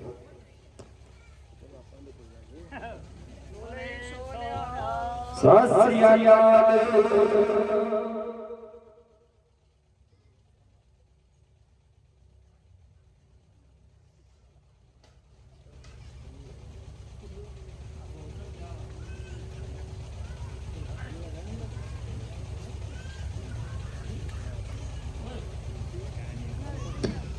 ਸਤਿਨਾਮ ਸ੍ਰੀ ਵਾਹਿਗੁਰੂ ਸਾਹਿਬ ਜੀ। ਰਾਮ ਕਲੀ ਮਹੱਲਾ ਤੀਜਾ। ਆਨੰਦ ਇੱਕ ਓੰਕਾਰ ਸਤਿਗੁਰ ਪ੍ਰਸਾਦ। ਆਨੰਦ ਪਿਆ ਮੇਰੀ ਮਾਏ, ਸਤਿਗੁਰੂ ਮੈਂ ਪਾਇਆ, ਸਤਿਗੁਰ ਤਾਂ ਪਾਇਆ ਸਹਿਜ ਸੇਤੀ, ਮਨ ਵਜੀਆਂ ਵਧਾਈਆਂ। ਰਾਗ ਰਤਨ ਪਰਵਾਰ ਪ੍ਰੀਆਂ, ਸ਼ਬਦ ਗਾਵਣ ਆਈਆਂ, ਸ਼ਬਦੋ ਤਾਂ ਗਾਵੋ ਹਰੀ ਕੇਰਾ, ਮਨ ਜਿਨੀ ਵਸਾਇਆ। ਕਹੇ ਨਾਨਕ ਆਨੰਦ ਹੋਆ, ਸਤਿਗੁਰੂ ਮੈਂ ਪਾਇਆ, ਏ ਮਨ ਮੇਰਿਆ ਤੂੰ ਸਦਾ ਰਹੋ ਹਰ ਨਾਲੇ। ਹਰ ਨਾਲ ਰਹੋ ਤੋ ਮਨ ਮੇਰੇ, ਦੁਖ ਸਭ ਵਿਸਾਰਣਾ, ਅੰਗੀਕਾਰੋ ਕਰੇ ਤੇਰਾ, ਕਾਰਜ ਸਭ ਸਵਾਰਣਾ। ਸਭਨਾ ਕਲਾ ਸਮਰੱਥ ਸੁਆਮੀ, ਸੋ ਕਿਉ ਮਨ ਵਿਸਾਰੇ, ਕਹੇ ਨਾਨਕ ਮਨ ਮੇਰੇ, ਸਦਾ ਰੋ ਹਰ ਨਾਲੇ। ਸਾਚੇ ਸਾਹਿਬਾ ਕਿਆ ਨਾਹੀ ਕਰ ਤੇਰੇ, ਘਰ ਤਾਂ ਤੇਰੇ ਸਭ ਕਿਛ ਹੈ, ਜਿਸ ਦੇ ਸੋ ਪਾਵੈ। ਸਦਾ ਸਿਫਤ ਸਲਾਹ ਤੇਰੀ, ਨਾਮ ਮਨ ਵਸਾਵੈ, ਨਾਮ ਜਿਨ ਕੇ ਮਨ ਵਸਿਆ, ਵਾਜੀ ਸ਼ਬਦ ਕਣੇਰੇ। ਕਹੇ ਨਾਨਕ ਸੱਚੇ ਸਾਹਿਬ ਕਿਆ ਨਾਹੀ ਕਰ ਤੇਰੇ, ਸਾਚਾ ਨਾਮ ਮੇਰਾ ਆਧਾਰੋ, ਸਾਚ ਨਾਮ ਆਧਾਰ ਮੇਰਾ। ਜਿਨ ਭੁੱਖਾਂ ਸਭ ਗਵਾਈਆਂ, ਕਰ ਸ਼ਾਂਤ ਸੁਖ ਮਨ ਵਸਿਆ, ਜਿਨ ਸਾਸਾ ਹੋ ਜਾਈਆਂ। ਸਦਾ ਕੁਰਬਾਨ ਕੀਤਾ ਗੁਰ ਵਿਟੋ, ਜਿਸ ਦੀਆਂ ਵਡਿਆਈਆਂ, ਕਹੇ ਨਾਨਕ ਸੁਣੋ ਸੰਤੋ, ਸਭ ਧਰੋ ਪਿਆਰੋ। ਸਾਚਾ ਨਾਮ ਮੇਰਾ ਆਧਾਰ, ਵਾਜੇ ਪੰਚ ਸ਼ਬਦ ਤਦ ਘਰ ਸੁਭਾਗੇ, ਘਰ ਸੁਭਾਗੇ ਸ਼ਬਦ ਵਾਜੇ। ਕਲਾ ਜਿਤ ਕਰ ਧਾਰਿਆ, ਪੰਚ ਦੂਤ ਤੁਧ ਵਸ ਕੀਤੇ, ਕਾਲ ਕੰਟਕ ਮਾਰਿਆ। ਤੁਰ ਕਰਮ ਪਾਇਆ ਤੁਧ ਜਿਨ ਕੋ, ਸੇ ਨਾਮ ਹਰ ਕੇ ਲਾਗੇ, ਕਹੇ ਨਾਨਕ ਤੈਸ ਹੋਵਾ, ਤਿਤ ਘਰ ਅਨੰਦ ਵਾਜੇ। ਤੁਰ ਕਰਮ ਪਾਇਆ ਤੁਧ ਜਿਨ ਕੋ, ਸੇ ਨਾਮ ਹਰ ਕੇ ਲਾਗੇ, ਕਹੇ ਨਾਨਕ ਤੈਸ ਹੋਵਾ, ਤਿਤ ਘਰ ਅਨੰਦ ਵਾਜੇ। ਆਨੰਦ ਸੁਣੋ ਵਡ ਭਾਗਿਓ, ਸਗਲ ਮਨੋਰਥ ਪੂਰੇ, ਪਾਰ ਬ੍ਰਹਮ ਪ੍ਰਭ ਪਾਇਆ, ਉਤਰੇ ਸਗਲ ਵਿਸੂਰੇ। ਦੁਖ ਰੋਗ ਸੰਤਾਪ ਉਤਰੈ, ਸੁਣੀ ਸਚੀ ਬਾਣੀ, ਸੰਤ ਸਾਜਨ ਭਏ ਸਰਸੇ, ਪੂਰੇ ਗੁਰ ਤੇ ਜਾਣੀ। ਸੁਣਤੇ ਪੁਨੀਤ ਕਹਤੇ ਪਵਿੱਤ, ਸਤਿਗੁਰ ਆਪਰ ਪੂਰੇ। ਬਿਨਵੰਤ ਨਾਨਕ ਗੁਰ ਚਰਨ ਲਾਗੇ, ਵਾਜੇ ਅਨਾਦ ਧੂਰੇ। ਸੁਣਤੇ ਪੁਨੀਤ ਕਹਤੇ ਪਵਿੱਤ, ਸਤਿਗੁਰ ਆਪਰ ਪੂਰੇ। ਬਿਨਵੰਤ ਨਾਨਕ ਗੁਰ ਚਰਨ ਲਾਗੇ, ਵਾਜੇ ਅਨਾਦ ਧੂਰੇ। ਸ਼ਲੋਕ। ਪਵਨ ਗੁਰੂ ਪਾਣੀ ਪਿਤਾ, ਮਾਤਾ ਤਰਤ ਮਹਤ, ਦਿਵਸ ਰਾਤ ਦੋ ਦਾਈ ਦਾਇਆ, ਖੇਲੇ ਸਗਲ ਜਗਤ। ਚੰਗਿਆਈਆਂ ਬੁਰਿਆਈਆਂ, ਵਾਚੇ ਧਰਮ ਦੂਰ, ਕਰਮੀ ਆਪੋ ਆਪੜੀ, ਕੇ ਨੇੜੇ ਕੈ ਦੂਰ। ਜਿਨੀ ਨਾਮ ਧਿਆਇਆ, ਗਏ ਮਸਕਤ ਕਾਲ, ਨਾਨਕ ਤੇ ਮੁਖ ਉਜਲੈ, ਕੇਤੀ ਛੁਟੀ ਨਾਲ। ਜਿਨੀ ਨਾਮ ਧਿਆਇਆ, ਗਏ ਮਸਕਤ ਕਾਲ, ਨਾਨਕ ਤੇ ਮੁਖ ਉਜਲੈ, ਕੇਤੀ ਛੁਟੀ ਨਾਲ। ਵਾਹਿਗੁਰੂ ਜੀ ਕਾ ਖਾਲਸਾ, ਵਾਹਿਗੁਰੂ ਜੀ ਕੀ ਫਤਿਹ। ਤੂੰ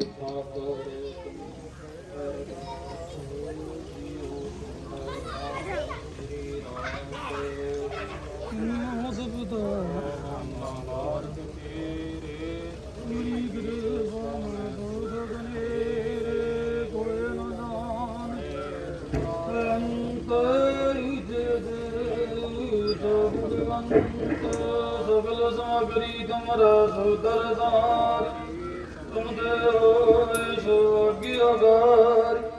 ਤੁਮਰੀ ਗਤ ਨਿਤ ਤੁਮ ਹੀ ਜਾਣੀ, ਨਾਨਕ ਦਾਸ ਸਦਾ ਕੁਰਬਾਨੀ। ਤੁਧ ਆਗੇ ਅਰਦਾਸ ਹਮਾਰੀ, ਜਿਉ ਪਿੰਡ ਸਭ ਕਹੋ ਨਾਨਕ ਸਭ ਤੇਰੀ ਵਡਿਆਈ। ਕੋਈ ਨਾ ਨ ਜਾਣੈ ਮੇਰਾ ਵਾਹਿਗੁਰੂ। ਬੋਲਣਾ ਜੀ ਸਤਨਾਮ ਸ੍ਰੀ ਵਾਹਿਗੁਰੂ ਵਾਹਿਗੁਰੂ ਵਾਹਿਗੁਰੂ ਜੀ। ਤਿਨ ਤਾਪ ਨਿਵਾਰਨ ਹਾਰਾ, ਦੁਖ ਹੰਤਾ ਸੁਖ ਰਾਸ। ਤਾਂ ਕਉ ਬਿਗਨ ਨਾ ਕੋਈ ਲਾਗੇ, ਜਾਂ ਕੀ ਪ੍ਰਭ ਆਗੀ ਅਰਦਾਸ। ਅਰਦਾਸ ਕਿਉ ਓੰਕਾਰ ਸ੍ਰੀ ਵਾਹਿਗੁਰੂ ਜੀ ਕੀ ਫਤਿਹ। ਸ੍ਰੀ ਭਗਵਤੀ ਜੀ ਸਹਾਇ ਵਾਰ, ਸ੍ਰੀ ਭਗਵਤੀ ਜੀ ਕੀ ਪਾਤਸ਼ਾਹੀ ਦਸਵੇਂ। ਪ੍ਰਥਮ ਭਗਵਤੀ ਸਿਮਰ ਕੈ ਗੁਰੂ ਨਾਨਕ ਲਈ ਤੇ ਆਏ, ਫਿਰ ਅੰਗਦ ਗੁਰ ਤੇ ਅਮਰਦਾਸ, ਰਾਮਦਾਸੈ ਹੋਈ ਸਹਾਇ। ਅਰਜਨ ਹਰ ਗੋਬਿੰਦ ਨੂੰ ਸਿਮਰਾਓ, ਸ੍ਰੀ ਹਰਿ ਰਾਏ ਸ੍ਰੀ ਹਰਿ ਕ੍ਰਿਸ਼ਨ ਧਿਆਈਐ। ਜਿਸ ਜਿਠੇ ਸਭ ਦੁਖ ਜਾਏ, ਤੇਗ ਬਹਾਦਰ ਸਿਮਰਿਆ ਕਰ, ਨੌ ਨਿਧ ਆਵੈ ਧਾਈ। ਸਭ ਥਾਈ ਹੋਏ ਸਹਾਇ। ਦਸ਼ਵੇਂ ਪਾਤਸ਼ਾਹ ਸ੍ਰੀ ਗੁਰੂ ਗੋਬਿੰਦ ਸਿੰਘ ਜੀ ਮਹਾਰਾਜ ਸਭ ਥਾਈਂ ਹੋਏ ਸਹਾਏ, ਸਭ ਥਾਈਂ ਹੋਏ ਸਹਾਏ। ਦਸ਼ਾਂ ਪਾਤ ਸਾਈਆਂ ਦੇ ਆਤਮਿਕ ਸਰੂਪ ਸ੍ਰੀ ਗੁਰੂ ਗ੍ਰੰਥ ਸਾਹਿਬ ਜੀ ਮਹਾਰਾਜ ਪਾਠ ਦਰਸ਼ਨ ਦੀਦਾਰਾਂ ਦਾ ਧਿਆਨ ਧਰ ਕੇ ਬੋਲਾਓ ਜੀ। ਪੰਜਾਂ ਪਿਆਰਿਆਂ ਚੌਹਾਂ ਸਾਹਿਬਜ਼ਾਦਿਆਂ 40 ਮੁਕਤਿਆਂ ਹਠੀਆਂ ਤਪੀਆਂ ਜੱਪੀਆਂ ਸਦਕਵਾਨਾਂ ਜਿਨ੍ਹਾਂ ਨਾਮ ਜਪਿਆ ਵੰਡ ਛਕਿਆ ਦੇਖ ਚਲਾਈ ਤੇਗ ਵਾਈ। ਦੇਖ ਸੁਣ ਕੇ ਅੰਡਠ ਕੀਤਾ ਤਨਾ ਪਿਆਰਿਆਂ ਸਤਿਆਰਿਆਂ ਦੀ ਪਵਿੱਤਰ ਕਮਾਈ ਦਾ ਧਿਆਨ ਧਰ ਕੇ ਬੋਲਾਓ ਜੀ। ਜਿਨ੍ਹਾਂ ਸਿੰਘਾਂ ਸਿੰਘਣੀਆਂ ਨੇ ਧਰਮ ਹੇਤ ਸੀਸ ਦਿੱਤੇ ਬੰਦ ਬੰਦ ਕਟਾਏ ਚਰਖੜੀਆਂ ਤੇ ਚੜੇ ਉਹ ਬਲਦੀਆਂ ਦੇ ਗਾਂ 'ਚ ਬੈਠੇ ਤਨ ਆਰਿਆਂ ਨਾਲ ਚਰਾਈ ਸਿਰਾਂ ਤੋਂ ਬੋਪਰੀਆਂ ਉਤਰਵਾਈਆਂ ਗੁਰਦੁਆਰਿਆਂ ਦੀ ਸੇਵਾ ਲਈ ਕੁਰਬਾਨੀਆਂ ਕੀਤੀਆਂ ਧਰਮ ਨਹੀਂ ਹਾਰਿਆ ਸਿੱਖੀ ਕੇਸਾਂ ਸਵਾਸਾਂ ਸੰਗ ਨਿਭਾਈ ਤਿਨਾਂ ਦੀ ਕਮਾਈ ਦਾ ਧਿਆਨ ਧਰ ਕੇ ਬੋਲਾ ਜੀ। ਪੰਜਾਂ ਤਖਤਾਂ ਸਰਬੱਤ ਗੁਰਦੁਆਰਿਆਂ ਦਾ ਧਿਆਨ ਧਰ ਕੇ ਬੋਲਾਓ ਜੀ ਵਾਹਿਗੁਰੂ। ਪ੍ਰਥਮੇ ਸਰਬੱਤ ਖਾਲਸਾ ਜੀ ਕੀ ਅਰਦਾਸ ਹੈ ਸਰਬੱਤ ਖਾਲਸਾ ਜੀ ਕੋ ਵਾਹਿਗੁਰੂ ਵਾਹਿਗੁਰੂ ਵਾਹਿਗੁਰੂ ਚਿਤ ਆਵੈ चित अमन का सदका सर्व सुख होवै जहाँ जहाँ खालसा जी साहेब तहाँ तहाँ रशिया रे आए।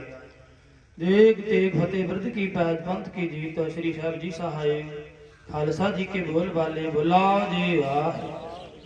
सिखा नो सिखी दान केस दान रहत दान विवेक दान वसाहा दान भरोसा दान दानासर दान नाम दान श्री अमृत सर जी दे दर्शन इशनान चौकियां झंडे बुगे जुगो जुग अटल धर्म का जयकार बोलो जी वाह।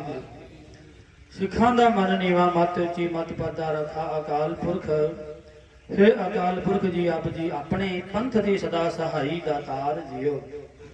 श्री ननकाना साहब ते होर गुरु धामा जिन्हां नूं पंथ तो विछोड़िया है खुले पाठ दर्शन सेवा संभाल दा दान प्यारे खालसा जी नूं बख्शाओ जी। निवाणियां दे मान गुरु जी ने ताणियां दे ताण गुरु जी ने ओटियां दी औत। धन धन श्री गुरु नानक देव जी महाराज धन धन श्री गुरु गोबिंद सिंह जी महाराज धन धन श्री गुरु ग्रंथ साहिब जी महाराज आप जी के चरणा कमलों पास अरदास बेनती जोदड़ी की जाती सच्चे पातशाह जीओ। जो मांगे ठाकुर अपने ते सोई सोई देवै नानक दास मुख ते जो बोलै इहां उहां सच होवै बिरथी कदे न होवै जन की अरदास।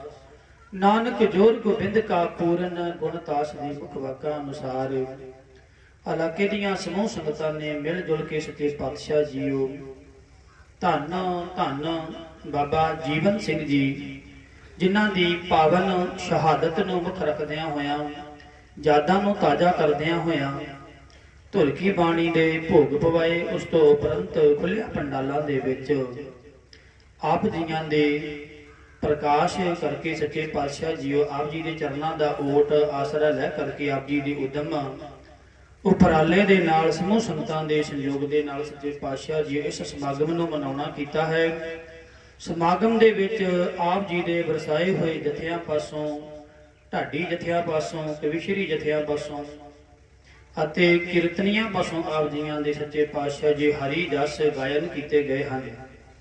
जथियां पासों आप जियां दे इतिहास बोलदियां गुरबाणी विचार बोलदियां होया एक नहीं अनेकां ही प्रकार दियां भुल्लां त्रुटियां गलतियां हो जांदियां हन। आप जी अनजान बच्चे जान के माफ करना अगे वास्ते समर्था बख्शिश करना साफ शुद्ध आप जी ने सेवावां करवा लैणियां सच्चे पातशाह जी इस वक्त आप जी दे हजूर सरबत माई भाई की हाजरी आप जी ने दर ते प्रवान करनी कदम कदम लेखे लाने तिल फुल भेटावां दर ते मंजूर करनियां हर एक दी मन की भावना पूरी करने दर तो कोई भी निराशा ना जावे बिरथी कदे ना होवे जन की अरदास।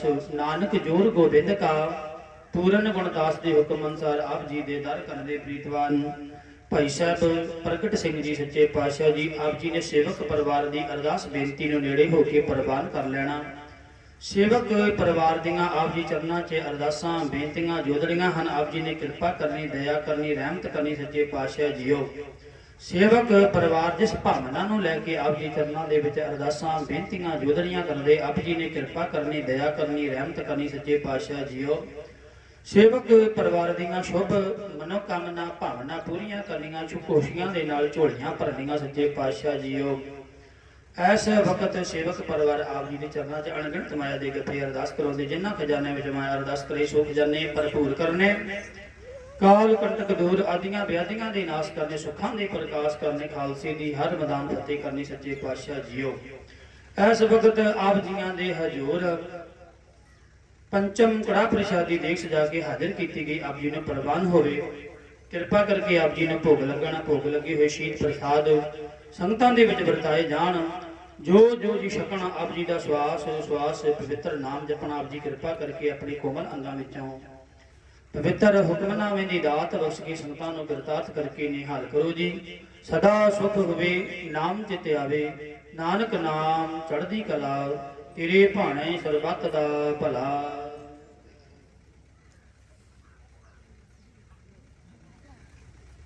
ਵਾਹਿਗੁਰੂ ਜੀ ਕਾ ਖਾਲਸਾ, ਵਾਹਿਗੁਰੂ ਜੀ ਕੀ ਫਤਿਹ। ਦੋਹਰਾ ਆਗਿਆ ਭਈਆ ਕਾਲ ਕੀ,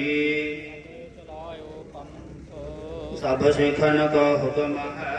ਗੁਰੂ ਮਾਨਿਓ ਗ੍ਰੰਥ, ਗੁਰੂ ਗ੍ਰੰਥ ਜੀ ਮਾਨਿਓ ਪ੍ਰਗਟ ਗੁਰਾਂ ਕੀ ਦੇ। ਜੋ ਪ੍ਰਭ ਕੋ ਮਿਲ ਭੋਜ ਹੈ, ਖੋਜ ਸ਼ਬਦ ਮੈਲੇ। ਰਾਜ ਕਰੇਗਾ ਖਾਲਸਾ, ਆਕੀ ਰਹੇ ਨਾ ਖਾਰ ਹੋਏ ਸਭ ਮਿਲਾਂਗੇ, ਬਚੇ ਸ਼ਰਨ ਜੋ। ਵਾਹਿਗੁਰੂ ਨਾਮ ਜਹਾਜ ਹੈ, ਚੜੇ ਸੋ ਤਰੇ ਪਾਰ। ਜੋ ਸਰਧਾ ਕਰ ਸੀਮ ਦੇ, ਵਾਹਿਗੁਰੂ ਪਾਰੀ ਉਤਾਰਨ। ਜੋ ਸਰਧਾ ਕਰ ਸੀਮ ਦੇ, ਵਾਹਿਗੁਰੂ ਪਾਰੀ ਉਤਾਰਨ। ਬੋਲੇ ਸੋ ਨਿਹਾਲ, ਸਤਿ ਸ੍ਰੀ ਅਕਾਲ। ਵਾਹਿਗੁਰੂ ਜੀ ਕਾ ਖਾਲਸਾ, ਵਾਹਿਗੁਰੂ ਜੀ ਕੀ ਫਤਿਹ।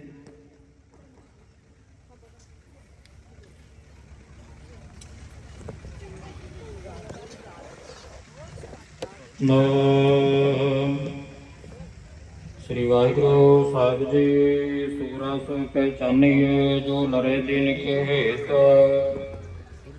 ਪੁਰਜਾ ਪੁਰਜਾ ਖਟ ਮਰੈ, ਕਬੋ ਨਾ ਛਾਡੇ ਖੇਤ। ਗਿਆਨ ਧਿਆਨ ਕਿਛ ਕਰਮ ਨ ਜਾਣਾ, ਸਾਰ ਨ ਜਾਣਾ ਤੇਰੀ। ਸਭ ਤੇ ਵੱਡਾ ਸਤਿਗੁਰ ਨਾਨਕ, ਜਿਨ ਕਲ ਰਾਖੀ ਮੇਰੀ।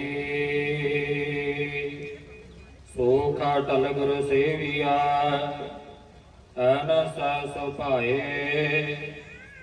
ਦਰਸ਼ਨ ਪਰਸਿਐ ਗੁਰੂ ਕਾ, ਜਨਮ ਮਰਨ ਦੁਖ ਜਾਏ।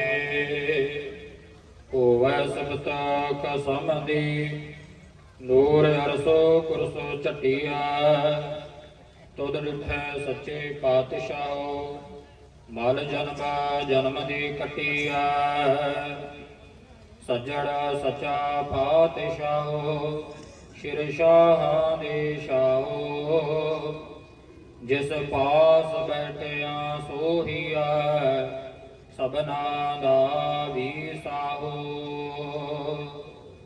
ਸਤਨਾਮ ਸ੍ਰੀ ਵਾਹਿਗੁਰੂ ਸਾਹਿਬ ਜੀਓ।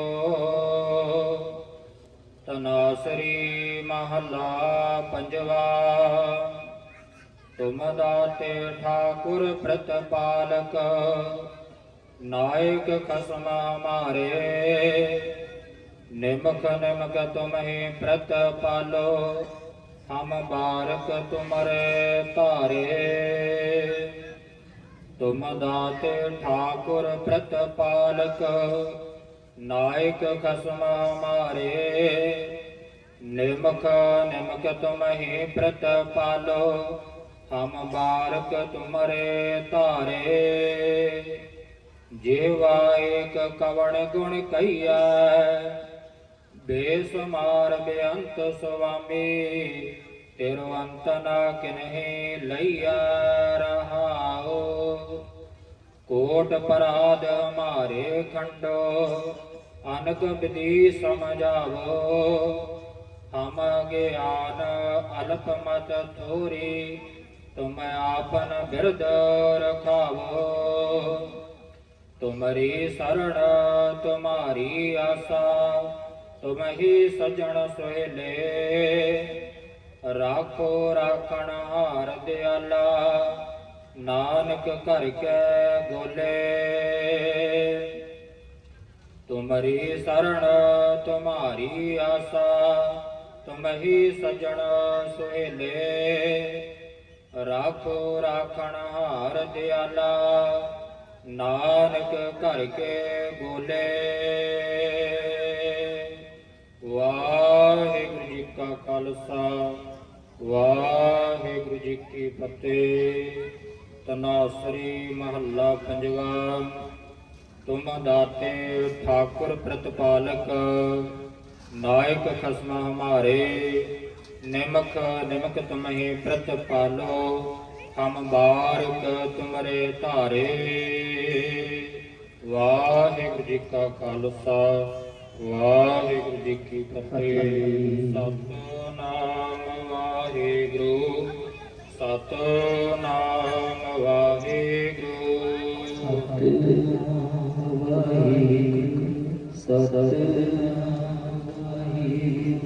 ਸਤਿਨਾਮ